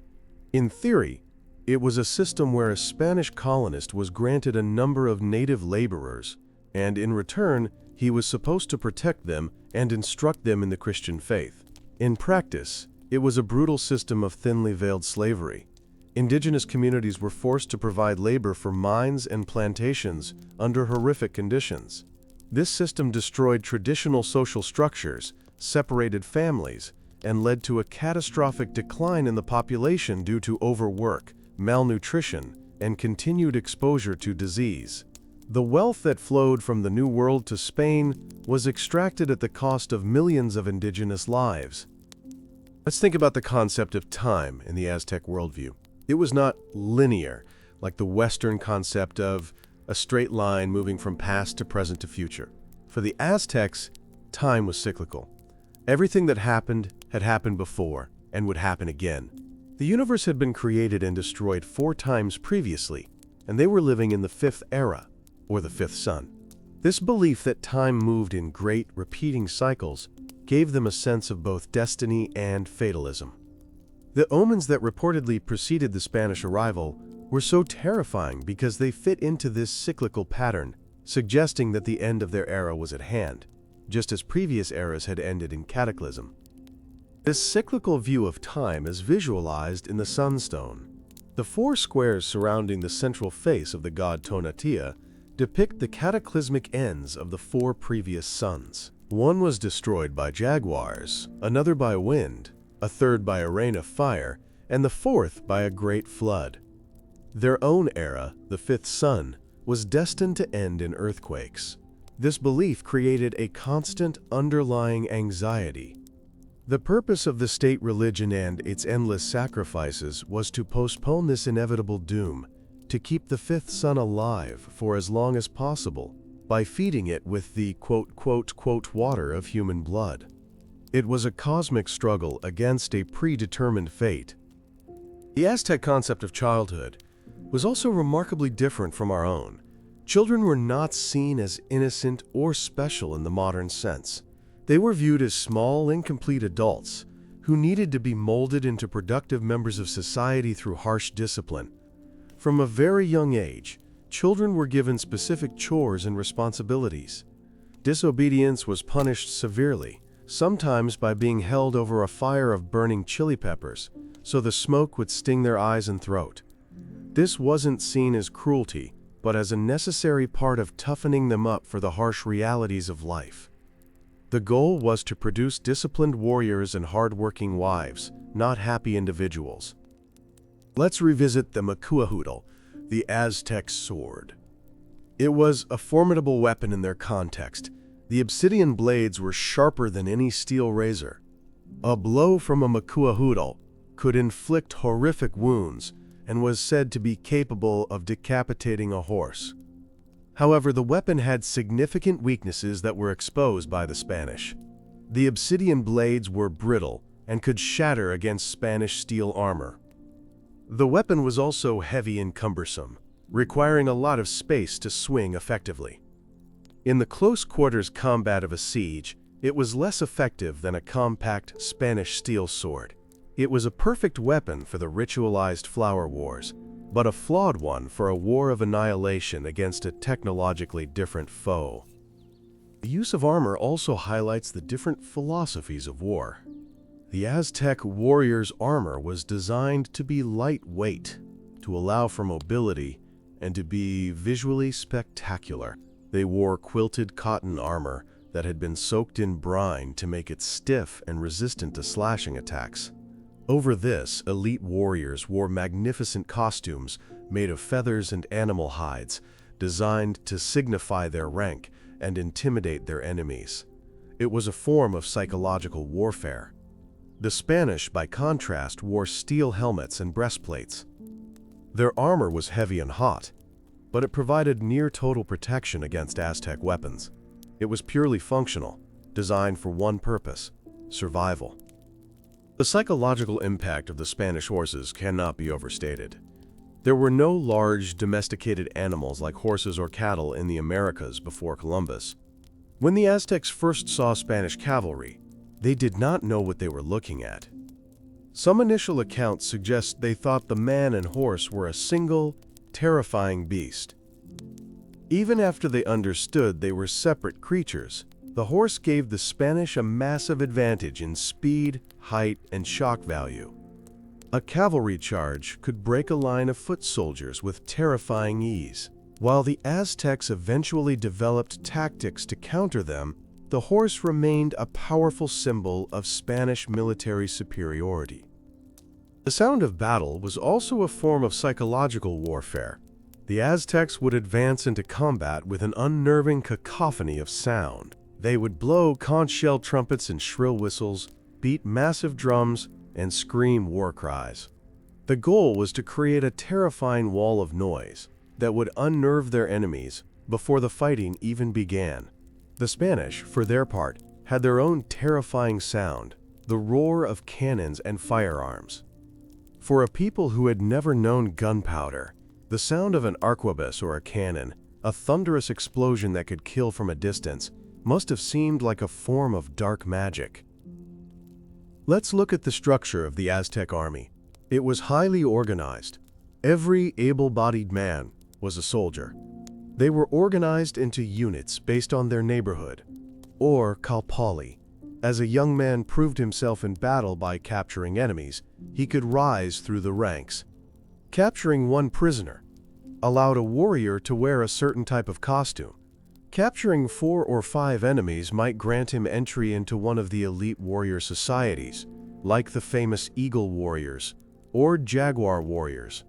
These societies were prestigious brotherhoods that had their own clubhouses, rituals, and distinctive battle regalia. The entire military system was a meritocracy based on a single metric: the capture of live enemies for sacrifice. The conquest of Mexico was not just a military campaign, it was also a clash of two profoundly different legal and political systems. When Cortés took Moctezuma hostage, he was operating within a European tradition of capturing an enemy king to control his kingdom. He likely assumed that with the emperor under his control, the empire would follow his commands. He completely misjudged the Aztec system. While the emperor was a revered, semi-divine figure, the power structure was not as centralized as a European monarchy. The Aztec nobility and military command could, and did, decide to defy the captured emperor's orders and elect a new, more aggressive leader to fight the invaders.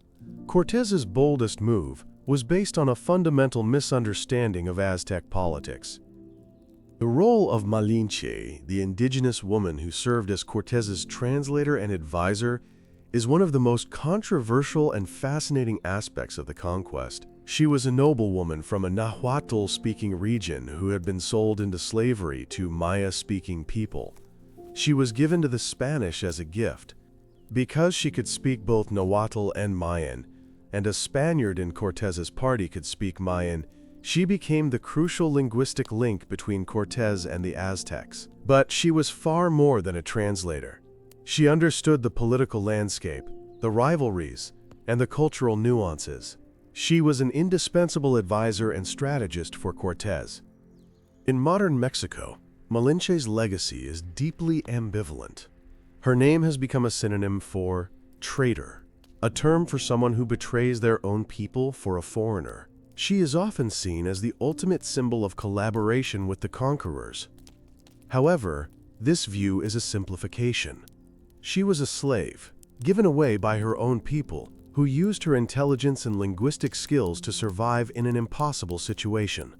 She did not owe any loyalty to the Aztec Empire, which was the enemy and oppressor of many surrounding peoples, possibly including her own.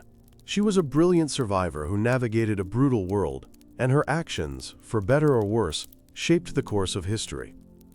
The Aztec understanding of health and the body was closely linked to the idea of balance. They believed that a healthy body was one in which the fundamental forces of hot and cold were in equilibrium. Many illnesses were diagnosed as being caused by an excess of one or the other. Treatments, therefore, often involved restoring this balance. A hot illness would be treated with cold herbs and vice versa. This belief system, which has parallels in ancient European and Asian medicine, shows a sophisticated, holistic approach to well-being that went beyond simply treating symptoms. Let's consider the tribute system again, but from the perspective of the common Aztec citizen in Tenochtitlan. For them, the constant flow of tribute was a source of security and pride.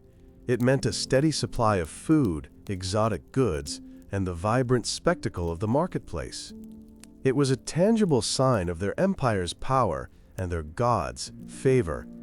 They were the beneficiaries of the system of oppression that held the empire together. This helps to explain their fanatical defense of their city. They weren't just fighting for their lives. They were fighting to preserve a privileged way of life that was built on the subjugation of others. The concept of fate, or tonali, assigned at birth was not entirely rigid. While a person born on an unlucky day was destined for a difficult life, there were ways to mitigate this bad luck. The parents could delay the naming ceremony of the child for a few days, waiting for a more auspicious date in the sacred calendar. Furthermore, a person's own actions could partially overcome a bad fate. A man born under an unlucky sign could, through great courage in battle, earn the rewards of a warrior and achieve a good afterlife. This provided a crucial element of agency within a largely deterministic system. It was a way to encourage people to strive for the ideals of the state, regardless of their predetermined destiny. The physical layout of Tenochtitlan was a map of the cosmos. The city was divided into 4 large quadrants, representing the 4 cardinal directions of the universe. At the absolute center was the great temple precinct, the Templo Mayor, which was considered the axis mundi, the navel of the universe, the point of connection between the earthly realm, the heavens above, and the underworld below. To live in Tenochtitlan was to live inside a model of their religious reality. The city's very structure constantly reinforced their worldview and their sense of their own central place in the cosmic order. The legacy of the Aztecs continues to resonate in modern Mexico in complex ways. On one hand, the Aztec past is a source of intense national pride. The eagle on the flag, the name of the country itself, derived from the Mexica people, the dominant group among the Aztecs, and the magnificent ruins that are popular tourist sites, all point to a celebration of this pre-Hispanic heritage. It is a way of asserting a national identity that is distinct from its Spanish colonial past. The Aztec warrior is often used as a symbol of strength and resistance.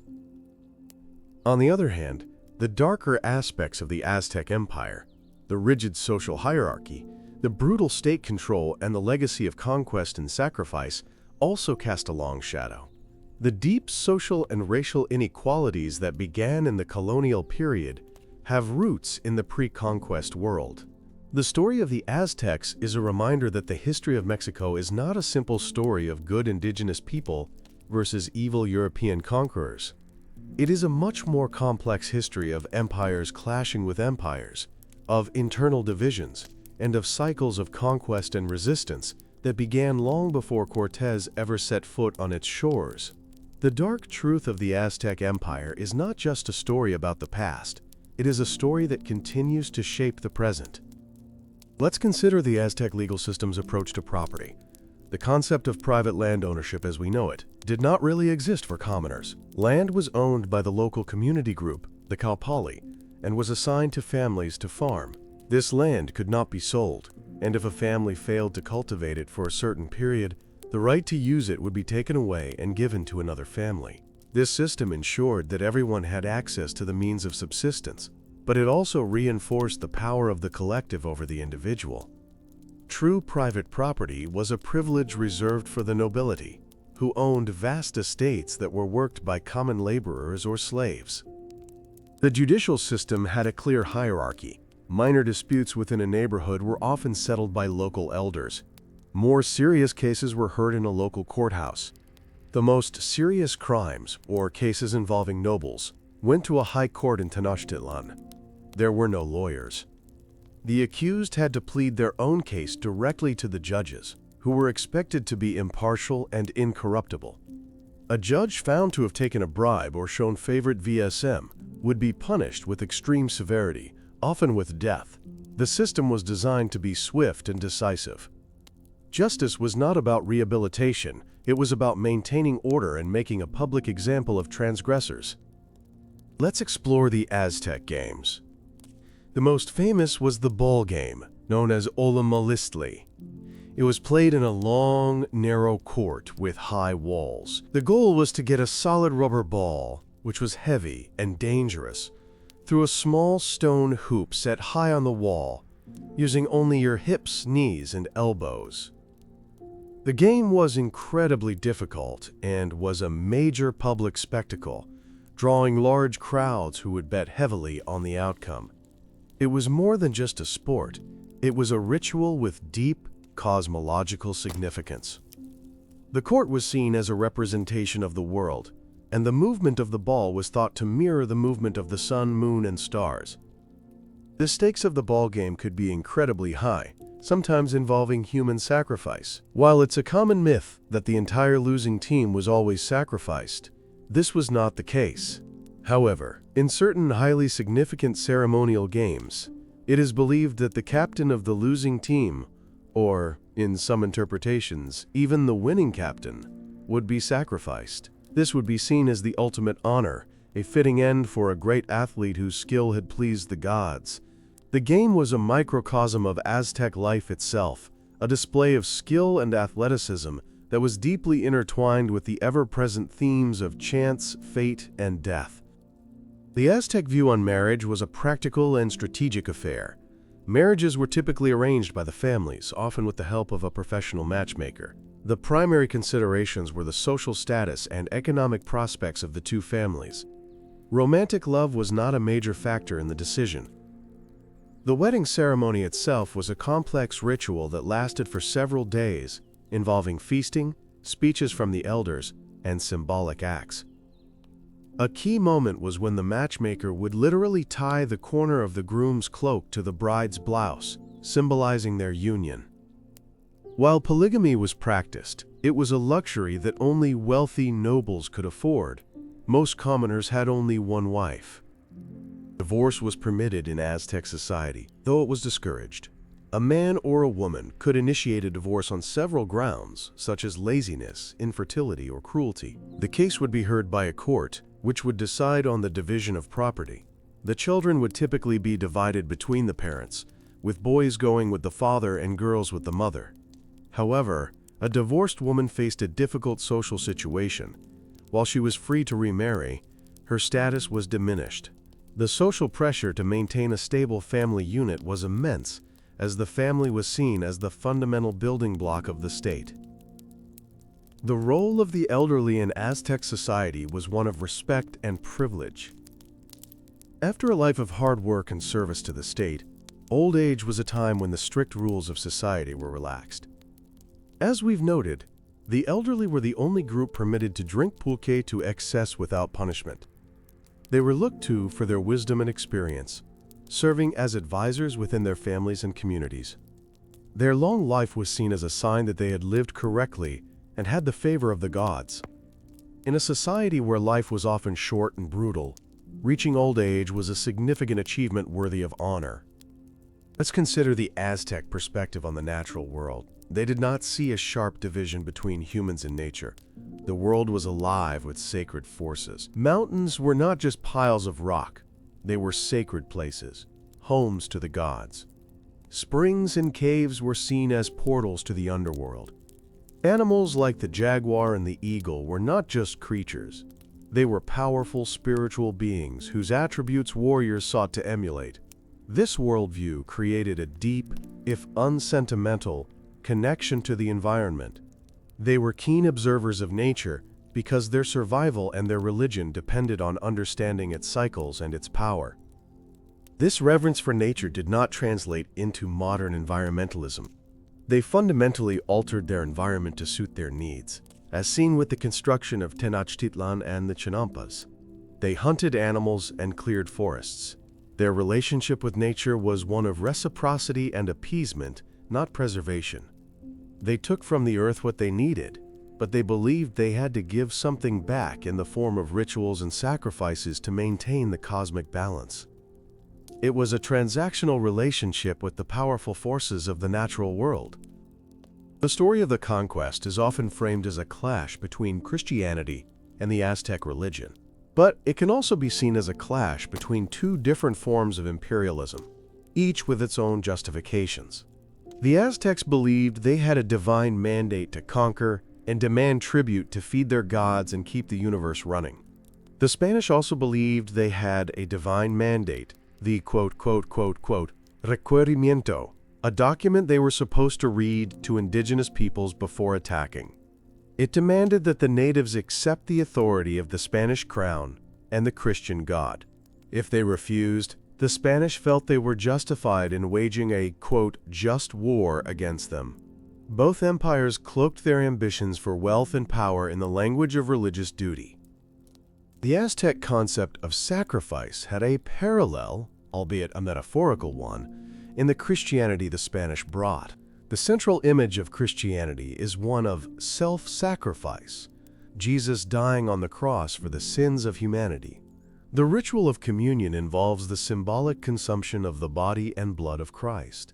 The Spanish friars were able to use these parallels to explain their new religion in terms the Aztecs could understand. They presented the Christian God as a deity who had made the ultimate sacrifice himself, eliminating the need for further human sacrifice. This was a powerful theological argument that helped to facilitate the conversion process, though the old beliefs never truly disappeared, often blending with the new faith. The idea of a dark truth about the Aztec Empire is, in itself, a reflection of our own changing values. For centuries, the dominant Western narrative was that the Aztecs were simply bloodthirsty savages, and their conquest was a necessary step in the progress of civilization. In more recent times, there has been a tendency to romanticize them as a lost, noble civilization, a victim of colonial aggression. The real dark truth is that they don't fit neatly into any of our simple moral categories. They were a society that was simultaneously highly sophisticated and shockingly brutal, deeply spiritual and ruthlessly pragmatic. The fate of the Tlaxcalans, the Aztecs, most important allies, is a tragic epilogue to the story of the conquest. In return for their crucial military assistance, the Spanish crown granted them special privileges. They were largely spared from the encomienda system and were allowed to maintain a degree of self-governance. For a time, it seemed their gamble had paid off. However, over the long run, they could not escape the devastating effects of disease and the slow encroachment of Spanish colonial power. By the end of the colonial period, their special status had eroded, and they were just another indigenous community struggling to survive within the Spanish Empire. Their liberation from the Aztecs ultimately led to their absorption by a new, more powerful empire. Let's think about what was lost. The destruction of Tenochtitlan and the burning of the codices represent an incalculable loss of human heritage. We lost a unique worldview, a library of literature, a wealth of historical knowledge, and a universe of artistic expression. We are left to piece together the story of the Aztecs from the biased accounts of their conquerors, the cold archaeological record, and the few fragmented native sources that survived. We can never fully know what it was like to see the world through Aztec eyes. We are looking at them through a dark, smoky mirror, able to catch only glimpses of the complex reality that once was. So, as our sleepy journey comes to a close, what is the ultimate dark truth about the Aztec Empire? Perhaps it's this: their empire was a brilliant, beautiful, and terrifying machine designed for a single purpose: to hold back the darkness and keep the sun in the sky. Every aspect of their society, their wars, their art, their laws, their families, was a gear in this machine. They believed in their mission with an absolute conviction that we can barely comprehend. The tragedy is that the very machine they built to save their world also contained the seeds of its own destruction. It was a marvel of human ingenuity, but it ran on a fuel of fear and blood that ultimately proved unsustainable. The final image of the Aztec world is one of profound and tragic irony. A civilization that saw time as a repeating cycle was brought to an end by an event that was utterly unprecedented. A people whose greatest fear was the end of their cosmic era, the death of their sun, had their world ended not by a celestial cataclysm, but by the arrival of a few hundred men from an unknown world.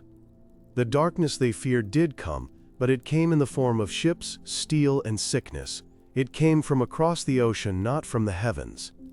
The story of the Aztecs is a haunting lesson in how even the most powerful and complex worlds can be undone by forces they cannot predict and do not understand. Let's contemplate the sheer ambition of the Aztec state, building a massive city in the middle of a lake, engineering a system of canals and floating gardens, and managing a tribute empire that stretched for hundreds of miles. All of this required an incredible level of organization and central control. The state was omnipresent. It dictated where you lived, what you learned, what you wore, and what you owed.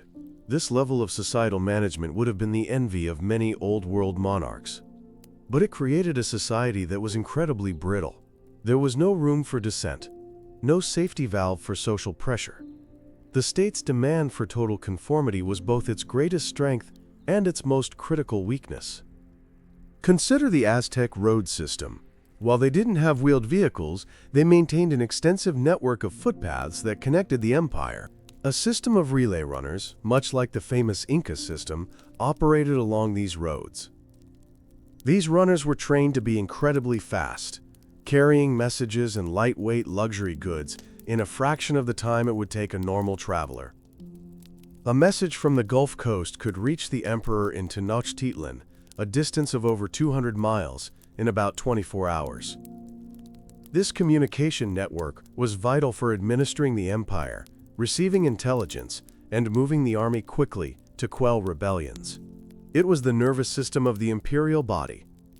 The Aztec worldview was one of duality. Everything in the cosmos had an opposite and complementary force. Day and night, life and death, male and female, hot and cold. This was not seen as a conflict between good and evil, but as a necessary balance. The universe could not exist without both sides of the equation. This is why their gods could be both creators and destroyers. The goddess Kotlikue, with her skirt of snakes and necklace of hearts, was the mother of the gods, but also a terrifying earth monster. This dualistic thinking is key to understanding their acceptance of sacrifice. Life and death were not separate things. They were part of a single, continuous cycle of cosmic energy. The obsidian that was so crucial for Aztec tools and weapons came from specific volcanic regions, many of which were outside their direct control. The control of these obsidian sources was a major strategic goal for the Aztec Empire. They fought wars to secure access to the mines that produced the highest quality obsidian.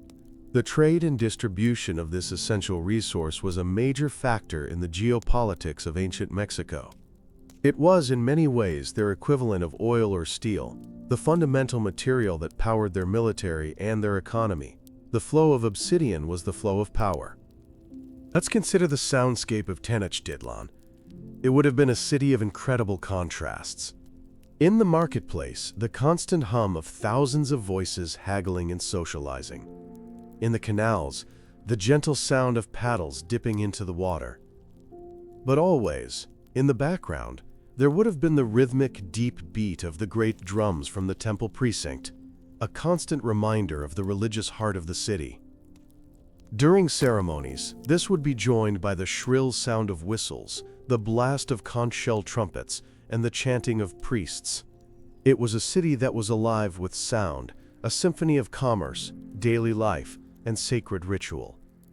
The fall of the Aztecs sent shockwaves throughout the entire Mesoamerican world. For the city-states that had lived in fear of the empire, its destruction was a moment of liberation. But it was a short-lived freedom.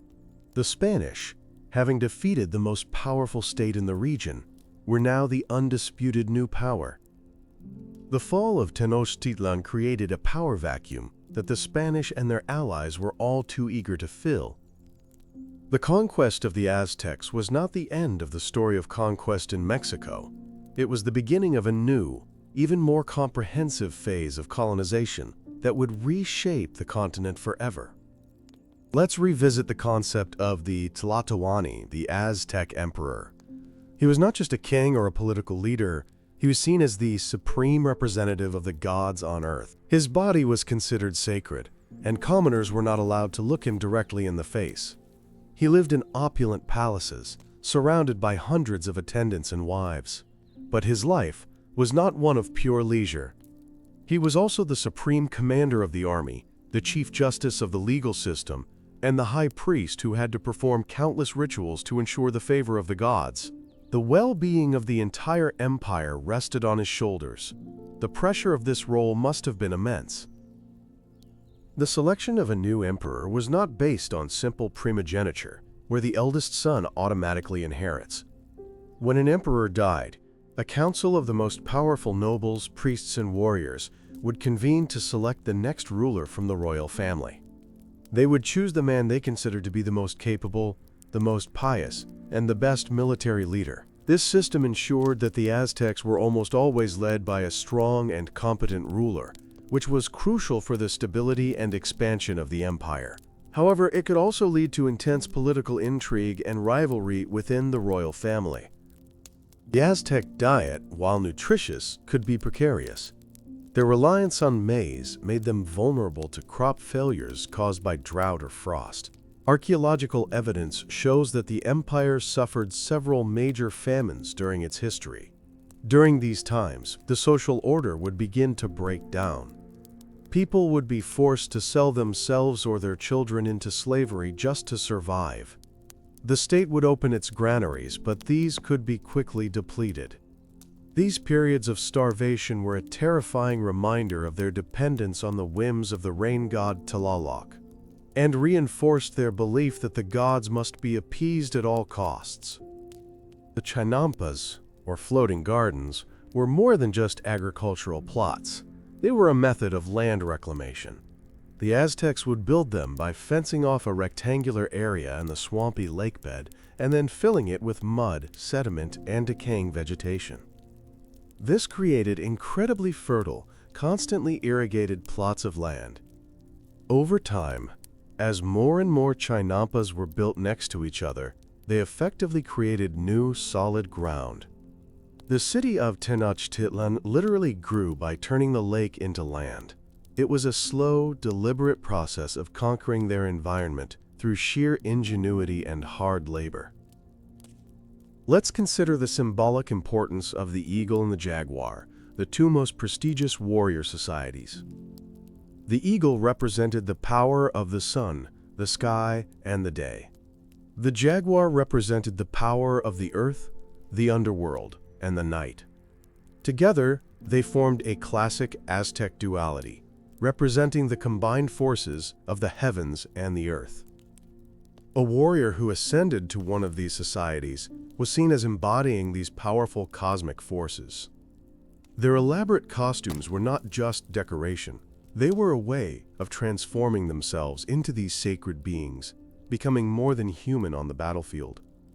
The concept of slavery in the Aztec world was complex and different from the chattel slavery that would later be practiced by Europeans. A slave, or tlacotin, was still considered a person, not property. They could marry, have children who were born free, and own property of their own. As mentioned, the most common way to become a slave was through debt or as punishment for a crime. It was often a temporary condition. A person could sell themselves into slavery for a fixed period to pay off a debt. It was a harsh institution, but it was not the permanent, race-based, and dehumanizing system that would characterize the transatlantic slave trade. The dark truth about the Aztec Empire is also a story about memory. How a civilization is remembered is often determined by who wins the war. For centuries, the story of the Aztecs was told almost exclusively by the Spanish and their descendants. It was a story crafted to justify their own actions, portraying the Aztecs as inhuman monsters whose destruction was a service to God and humanity. It is only in more recent times, through the careful work of archaeologists and historians re-examining the few surviving native sources, that a more nuanced and complex picture has begun to emerge. We are still in the process of recovering the Aztecs from the biased memory of their conquerors. Ultimately, the Aztec Empire was a grand, tragic experiment in civilization building. It sought to create a perfect, ordered world that could withstand the chaotic forces of the universe. It built a society of incredible artistic, scientific, and political achievement. But the price of that order was a level of control, coercion, and violence that made it profoundly unstable. The empire was a magnificent pyramid, glittering in the sun, but built on a foundation of terror and resentment. When the push finally came, it did not just fall, it shattered. And in its ruins, we can see the timeless, uncomfortable truth that a world built on fear can never truly be secure. The Aztec markets had their own police force and court system. If a seller was caught cheating a customer, for example, by using a false weight, or selling shoddy goods, they would be immediately arrested by market officials. They would be tried on the spot by a panel of judges who held court in a dedicated building within the marketplace. Justice was swift and public. A guilty verdict could result in a heavy fine, public humiliation, or even being beaten by the crowd. This strict regulation ensured a high level of trust and fairness in commercial transactions, which was essential for the smooth functioning of the massive economy. The market was not a chaotic free-for-all. It was as rigidly controlled as any other aspect of Aztec life. Let's think about the role of precious metals. Unlike in the Old World, gold and silver were not used as currency in the Aztec Empire. Their value was purely aesthetic and religious. Gold was considered the quote, excrement of the sun god, a sacred substance that captured the sun's divine radiance. It was used by master goldsmiths to create stunning jewelry, death masks, and offerings for the gods. The Spanish lust for gold was incomprehensible to the Aztecs. They couldn't understand why the invaders valued this soft, sacred metal more than jade or quetzal feathers, which they considered to be far more precious. This fundamental difference in values was a source of constant misunderstanding and conflict. Jade, or chalchihudal, was the most precious substance in the Aztec world. Its green color was associated with water, fertility, and life itself. It was more valuable than gold because it represented the life-giving forces of nature. The nobility wore jade jewelry as a sign of their status and connection to the divine. Small jade beads were sometimes placed in the mouths of the dead to represent the heart and to provide a spiritual essence for the journey to the underworld. The Spanish, in their quest for gold, largely ignored jade, which allowed many beautiful jade artifacts to survive, giving us a clearer picture of this central aspect of Aztec material culture. The Aztec system of tribute collection was incredibly efficient. Each conquered province had a designated tribute collector, an Aztec official who lived in the region. These officials kept meticulous records, painted in codices, of what each town owed and when it was due. Twice a year, or sometimes more frequently, this tribute would be gathered and transported to Tenochtitlan by armies of human porters, as there were no draft animals. The arrival of a tribute train in the capital was a major event, a visible demonstration of the empire's reach and power. The system was the economic engine of the empire, but also the primary source of the resentment that would eventually tear it apart. Let's consider the concept of cleanliness. The Spanish conquistadors, coming from the crowded and often filthy cities of 16th century Europe, were astonished by the cleanliness of Tenochtitlan. The Aztecs valued personal hygiene highly. Most people bathed daily in the lakes or rivers. They used the root of a specific plant as soap and a type of volcanic rock as a deodorant. Moctezuma II was said to bathe twice a day. This emphasis on cleanliness was partly for health reasons and partly for ritual purity. It stood in stark contrast to the sanitary conditions in Europe at the time, where bathing was infrequent and waste was often simply thrown into the streets. The Aztec understanding of astronomy was sophisticated but had a different purpose than modern astronomy. They were not trying to understand the physical composition of the stars and planets. They were trying to understand the will of the gods. The movements of the celestial bodies were a form of divine language. The priests, who were the official astronomers, were essentially codebreakers, trying to decipher the messages being sent from the heavens.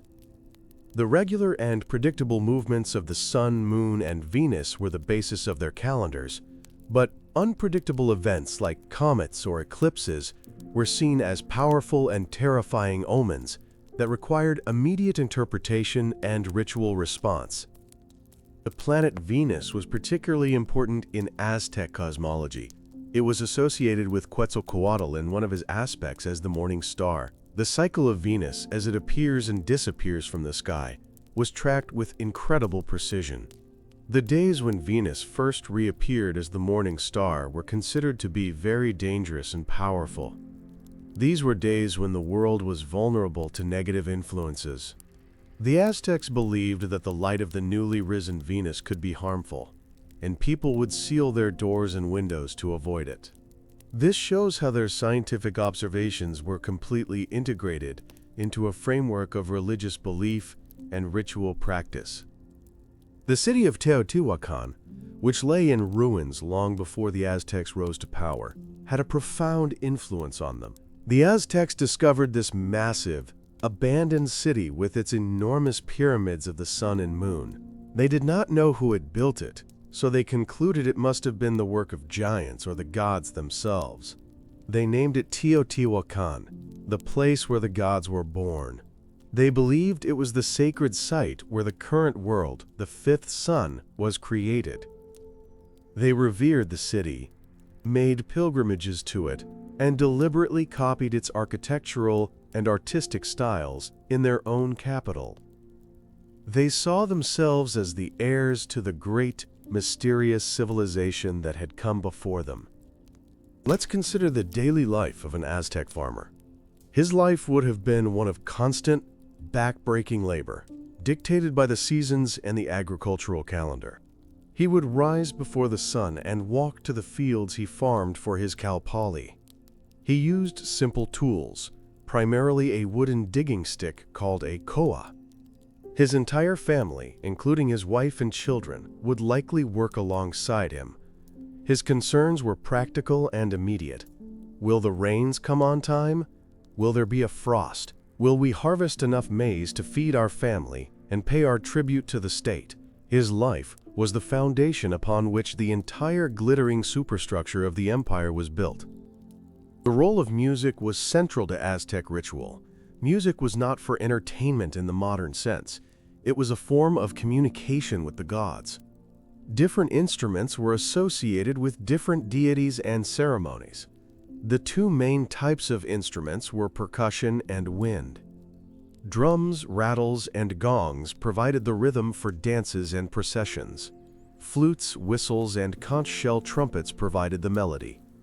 The music was often hypnotic and repetitive, designed to induce a trance-like state in the participants and to create a sacred atmosphere. The musicians were highly trained specialists, and making a mistake during a crucial ritual could be a capital offense. The Aztec language, Nahuatl, was known for its use of honorifics. You would use a different form of speech when talking to someone of higher social status than you would when talking to a peer or an inferior. This grammatical feature reinforced the strict social hierarchy in every single conversation. The way a person spoke immediately revealed their understanding of their place in the social order. This linguistic etiquette was taught from a young age and was a crucial part of a proper upbringing. It was another subtle but powerful mechanism for maintaining the rigid class structure of Aztec society. The concept of the heart had a much deeper meaning for the Aztecs than it does for us. It was not just the organ that pumped blood, nor was it just a metaphor for love. The heart was believed to be the seat of a person's life force, their consciousness, and their courage. It was the part of a person that could connect with the divine. This is why the heart was the ultimate prize in human sacrifice. By offering a heart to the gods, the Aztecs believed they were offering the most potent and concentrated piece of life energy that existed, a worthy fuel for the sun itself. Let's think about the Aztec military's logistical challenges. Without draft animals or wheeled vehicles, supplying an army on the march was a monumental task. An army would be followed by a massive train of human porters, or tlameme, who carried food, water, and supplies on their backs. This severely limited the range and duration of Aztec military campaigns. They could not project power over vast distances in the way the Roman or Mongol empires could. This is one reason their empire was a tribute system rather than a directly administered territory. It was simply not logistically feasible for them to occupy and govern distant provinces. The final battle for Tenochtitlan was not just a military conflict, it was a sensory nightmare. The constant noise of cannons, arquebuses, and screaming, the smell of smoke, decay, and death hanging over the city, the sight of buildings being torn down, of bodies floating in the canals, the taste of brackish water, and the gnawing pain of starvation. For the defenders, it was a slow, agonizing descent into hell. The psychological trauma for the survivors, who saw their entire world physically and literally dismantled before their eyes, is almost impossible for us to fully imagine. The concept of fate in the Aztec world was not an excuse for inaction. On the contrary, knowing your destiny, whether good or bad, spurred you to act in accordance with it. If you were born on a day that destined you to be a great warrior, you were expected to live up to that potential through bravery and training. If you were born on an unlucky day, you were expected to work twice as hard and be twice as pious to try and mitigate your bad fortune. Fate was not something you passively accepted. It was a script that you were expected to perform with all your energy. The Aztec worldview did not have a strong concept of good versus evil in the Christian sense. Instead, the primary moral axis was order versus chaos. Order was represented by the state, the rituals, the calendars, and the rigid social structure. It was seen as the correct, balanced way for the universe to function. Chaos was represented by disobedience, social disruption, and the failure to perform the correct rituals. An act was bad, not because it was inherently sinful, but because it disrupted the delicate cosmic and social order that the state worked so hard to maintain. Let's consider the symbolism of the double-headed serpent. This was a common and powerful motif in Aztec art. It often represented the duality of the cosmos, the connection between the sky and the underworld, or the intertwined forces of life and death. It was a symbol of immense power and was often associated with the most important gods. The ability to see and understand the dual nature of reality was a sign of wisdom and spiritual insight. The serpent itself, which could shed its skin and be reborn, was a potent symbol of renewal and the cyclical nature of time. The role of the midwife was a highly respected one. She was called upon not only to assist in the physical act of childbirth, but also to perform the crucial rituals that welcomed the newborn into the world. She would give a ritual speech, hailing the birth as a great victory and dedicating the child's life to the gods. She would also consult the sacred calendar to determine the child's destiny. The midwife was a spiritual guide who managed the transition of a new soul from the divine realm into the earthly community. Let's think about the legacy of Aztec cuisine. The Spanish conquest led to a massive global exchange of food, often called the Columbian Exchange. The Spanish brought wheat, sugar, cattle, and pigs to the New World. In return, they took maize, tomatoes, chili peppers, and chocolate back to Europe. This fundamentally transformed the diets of people all over the world. The modern cuisines of Italy, India, and Thailand, for example, would be unrecognizable without the tomatoes and chili peppers that were first domesticated in Mesoamerica. The food of the Aztec Empire is one of its most enduring and widespread global legacies. The story of the Aztecs serves as a powerful cautionary tale about the nature of empire. It shows how an empire built on military domination and the exploitation of its subjects creates the very conditions for its own downfall. The Aztec Empire was a closed system, unable to adapt to the unprecedented crisis of the Spanish invasion because its rigid ideology and political structure left no room for flexibility. Its collapse was a stark lesson that fear is a brittle foundation upon which to build a lasting society. The hatred of its subjects was the dry tinder, and the Spanish were simply the spark that set it all ablaze. The physical evidence of human sacrifice is undeniable. Archaeologists at the Templo Mayor in modern Mexico City have excavated the skull racks, or tzompantli, described in the codices. They have found thousands of skulls, many with holes drilled in the sides where they were strung onto the wooden poles of the rack.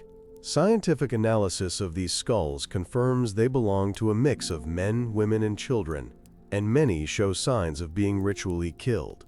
The archaeological record provides a grim and silent confirmation of the texts that describe these practices, grounding the dark truth of the empire in solid, physical proof.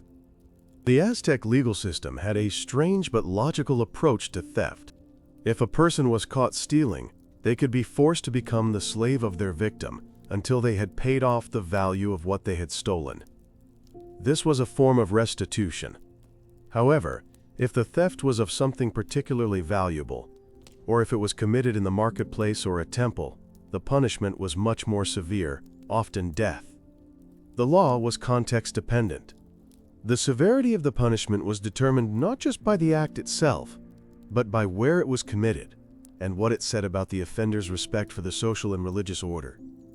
Let's think about the gardens of Tenochtitlan. The nobility maintained beautiful private gardens within their palace compounds. These were not just for growing food. They were places of leisure and aesthetic pleasure. They would have been filled with fragrant flowers, medicinal herbs, and shady trees.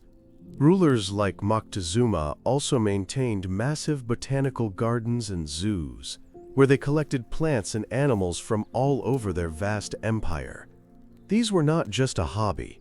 They were a symbol of power, a living collection that demonstrated the emperor's dominion over the entire natural world. The poetry of the Aztecs often expresses a deep sense of sadness and pessimism, which scholars call Ixnocuicatl, or songs of sorrow. These poems lament the brevity of life, the inevitability of death, and the impossibility of finding true, lasting happiness on earth. A famous line asks, "Do we speak any truth here? We only dream. We only rise from sleep. It is all a dream. No one speaks here of truth." This profound skepticism and melancholy, existing alongside the confident, brutal ideology of the state, reveals a hidden emotional and intellectual depth to Aztec culture. It shows they were not just unthinking fanatics, but people who grappled with the same existential questions that we do today. The Spanish conquest was not a single event, but a long, drawn-out process. Even after the fall of Tenochtitlan, many other indigenous city-states, particularly the Maya in the south, continued to resist Spanish rule for centuries. The story of the Aztecs is the most dramatic chapter, but it is part of a much larger, more complex story of conflict, negotiation, and cultural fusion that shaped modern Latin America. The fall of the empire was the end of one era, but it was also the violent birth of a new and deeply troubled world. The Aztec warriors' training began in childhood. At the Telpochquili school, they would engage in mock battles, learn to handle weapons, and be subjected to harsh physical trials to build their endurance and tolerance for pain. They were taught that the worst possible fate was to die a straw death, a peaceful death at home in bed. The only honorable death was a flowery death in battle or on the sacrificial stone. This intense indoctrination created a mindset where the fear of social shame was greater than the fear of death itself, producing warriors of incredible bravery and fanaticism. The concept of the flowery war had a practical, if cynical, purpose beyond just acquiring victims. These constant, low-level conflicts served as a training ground for the Aztec army. They kept the warriors sharp and battle-ready. They also served as a constant reminder of Aztec military superiority to their rivals, a form of ongoing psychological intimidation. The Flower Wars were a way for the empire to project power and maintain military readiness without engaging in the risks and costs of an all-out war of conquest. It was a brutally efficient system of military, political, and religious policy all rolled into one. The sheer number of religious festivals in the Aztec calendar is staggering. There were 18 major festivals, one for each 20-day month, plus many other smaller ones. Each festival was dedicated to a specific god or group of gods and involved elaborate public ceremonies, processions, dances, music, and, of course, sacrifices. The religious calendar dominated public life. It provided a constant rhythm of ritual that reinforced the state's ideology and the people's connection to the gods. There was very little separation between sacred and secular life. Every day was, in some way, a religious day. The Aztec nobility practiced a form of ritual bloodletting, or self-sacrifice. They would use sharp thorns from the maguey plant or sharpened bones to pierce their own tongues, ears, or other body parts. They would then offer the blood to the gods on pieces of paper. This was seen as a way of paying a personal debt to the gods and showing their piety. It was a less extreme version of the human sacrifice offered by the state. It demonstrated that everyone, from the emperor down to the common man, was expected to give of themselves to maintain the cosmic order. Let's consider the story from the perspective of a Tlaxcalan warrior fighting alongside the Spanish. For generations, his people had lived in the shadow of the Aztec Empire. They had been subjected to the constant threat of the Flower Wars, with their friends and relatives being captured and dragged off to be sacrificed in Tenochtitlan. For him, the arrival of the Spanish was not a disaster. It was an opportunity, a chance to finally destroy the hated enemy that had plagued his people for so long. He was not a traitor to his people. He was a patriot fighting for the survival and liberation of his own nation, Tlaxcala. This perspective completely changes the moral calculus of the conquest. The Aztec Empire had no prisons in the modern sense. Justice was swift. If you were found guilty of a crime, your punishment was carried out immediately. It could be death, slavery, or a heavy fine. The idea of incarcerating someone for a long period as a form of punishment was alien to them. This was partly practical. It was expensive to house and feed prisoners, and partly ideological. A crime was a tear in the social fabric, and it needed to be repaired instantly and decisively, not left to fester. The goal was to remove the disruptive element from society, either permanently through execution or temporarily through slavery. The roads and causeways of the Aztec Empire were meticulously maintained. Teams of workers were assigned to keep them clean and in good repair. This was essential for the rapid movement of armies, messengers, and tribute. The causeways connecting Tenochtitlan to the mainland were particularly impressive engineering feats. They were several miles long, wide enough for 10 men to walk abreast, and were punctuated by removable bridges. These bridges were a key defensive feature. By lifting them, the Aztecs could instantly isolate their island capital, turning the causeways into dead ends for an invading army. The Aztec gods were not always depicted in human form. Many were represented as terrifying hybrids of human and animal features, or as monstrous, abstract collections of symbolic elements. This was a deliberate artistic choice. The goal was not to create relatable human-like figures, but to evoke a sense of the supernatural and the awesome, terrifying power of the divine. The statues were not meant to be looked at with gentle reverence. They were meant to be confronted with fear and awe. They were physical manifestations of the sacred, untamable forces of the cosmos. The fall of Tenochtitlan was also an information war. Cortés was a master of propaganda. He would demonstrate the power of his cannons and horses to visiting ambassadors from other city-states, creating an aura of invincible power. He skillfully exploited the existing political divisions, promising independence and relief from Aztec tribute to any group that would join him. The Aztecs, on the other hand, tried to counter this by displaying the severed heads of captured Spaniards and their horses to show that the invaders were mortal. It was a battle for the hearts and minds of the other peoples of Mexico, a battle that Cortés, with his promises of liberation, ultimately won. The concept of writing was seen as a sacred art. The scribes who painted the codices were highly trained artisans who were part of the priestly class. They would use brushes made from rabbit fur to paint with a vibrant palette of colors made from mineral and vegetable pigments. The act of painting a codex was a ritual in itself. The finished books were considered sacred objects, repositories of divine knowledge and historical truth. The destruction of these books by the Spanish was therefore seen not just as the destruction of records, but as an act of profound sacrilege, a killing of their collective soul. Let's think about the end from the perspective of the city's defenders. For months, they had endured siege, starvation, and plague. They had seen their friends and families die around them. They had fought with desperate courage from street to street, watching their magnificent city be turned into a charnel house. In the final days, there was no food left. They were eating weeds, leather, and adobe bricks. Yet, they fought on. This incredible resistance was born of a belief that to surrender was a fate worse than death. They were fighting not just for a city, but for a universe. Their final, hopeless stand was the last, tragic act of faith in a world that had already vanished. The dark truth of the Aztec Empire is not a simple judgment. It is an acknowledgement of a worldview so different from our own that it challenges our understanding of what a civilization can be.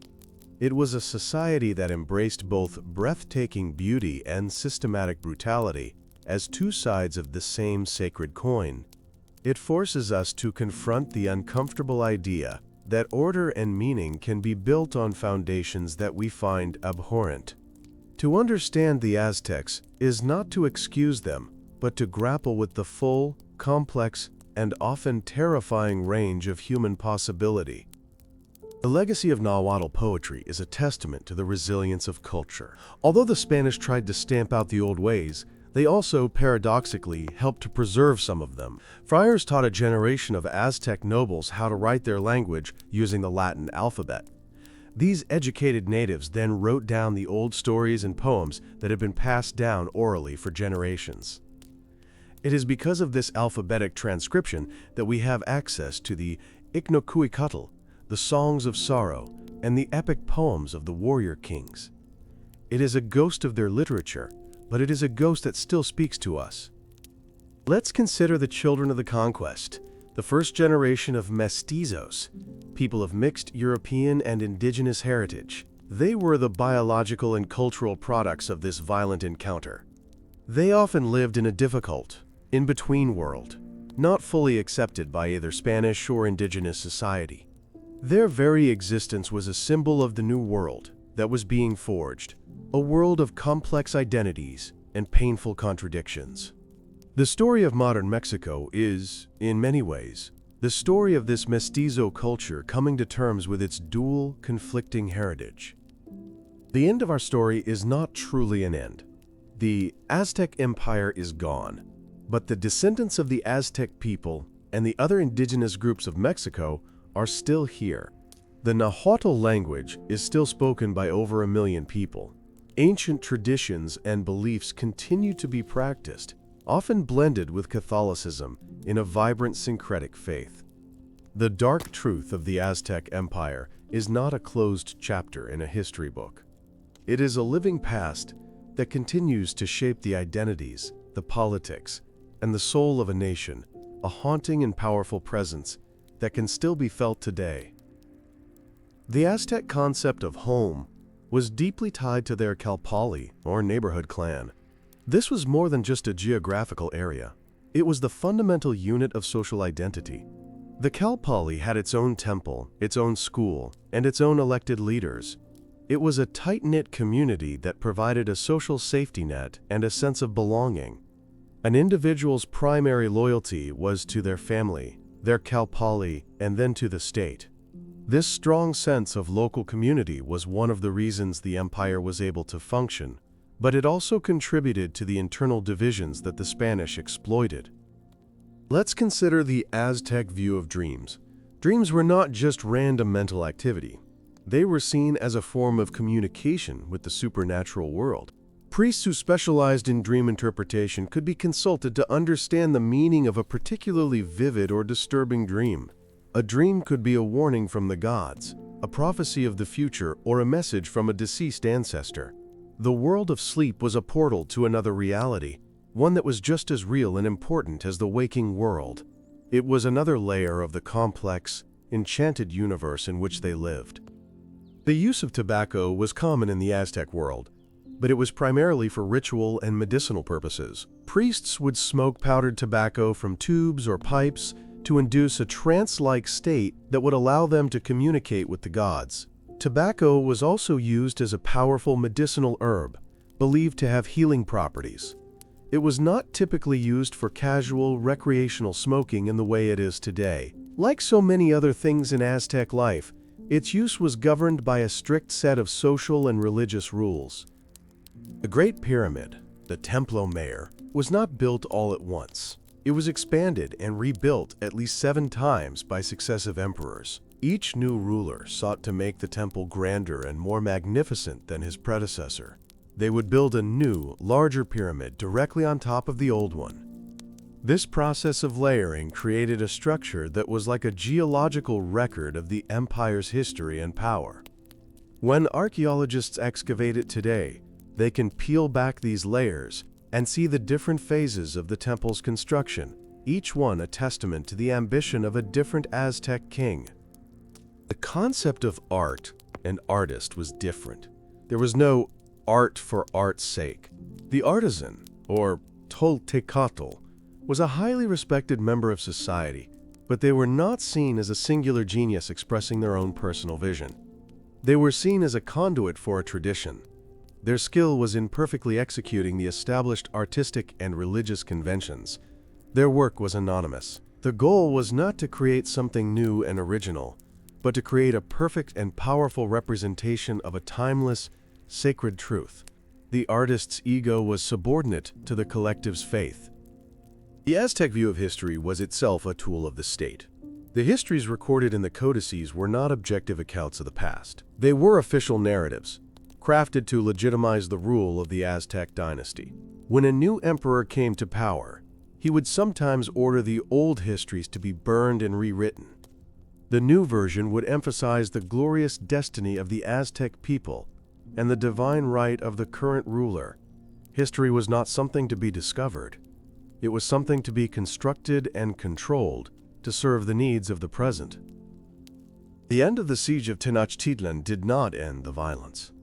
After the city fell, Cortés and his men were desperate to find the gold they believed the Aztecs had hidden.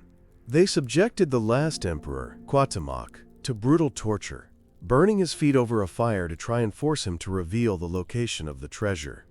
This final act of cruelty against the courageous young leader who had defended his city to the last was a grim symbol of the new era that was dawning, an era defined by an insatiable lust for wealth and a callous disregard for the humanity of the conquered. Let's think about the silence after the fall, the silence of the great drums, the silence of the bustling market, the silence of the priests chanting on the pyramids. For the survivors, the new world must have been defined not just by what they saw, but by what they no longer heard. The familiar soundscape of their entire existence had been replaced by the alien sounds of Spanish voices, the ringing of church bells, and the quiet grief of a shattered people. It was a silence that spoke volumes about the totality of their loss. The dark truth is not just that the Aztecs practiced human sacrifice. It's that their entire civilization was a coherent, self-reinforcing system in which human sacrifice was a logical and necessary component. It was not an aberration, it was the engine. To condemn the sacrifice is to condemn the entire worldview that built the floating city, that composed the sad poetry, that organized the vast empire. It's a truth that resists simple judgment, forcing us to see the Aztec world not as a collection of curious or horrifying facts, but as a complete, complex, and ultimately tragic whole. So as you drift off to sleep, let the image of the Aztec Empire settle in your mind. Not the simple cartoon of savages or the romantic myth of a golden utopia, but a vision of a world far more strange and complex. A world of floating gardens and skull racks, of sublime poetry and brutal warfare, of absolute faith and profound sorrow. A civilization that reached for the sun, and, in doing so, created a darkness all its own. The story of the Aztecs is a reminder that the most fascinating truths in history are rarely found in the light, but in the deep, uncomfortable, and endless shades of gray.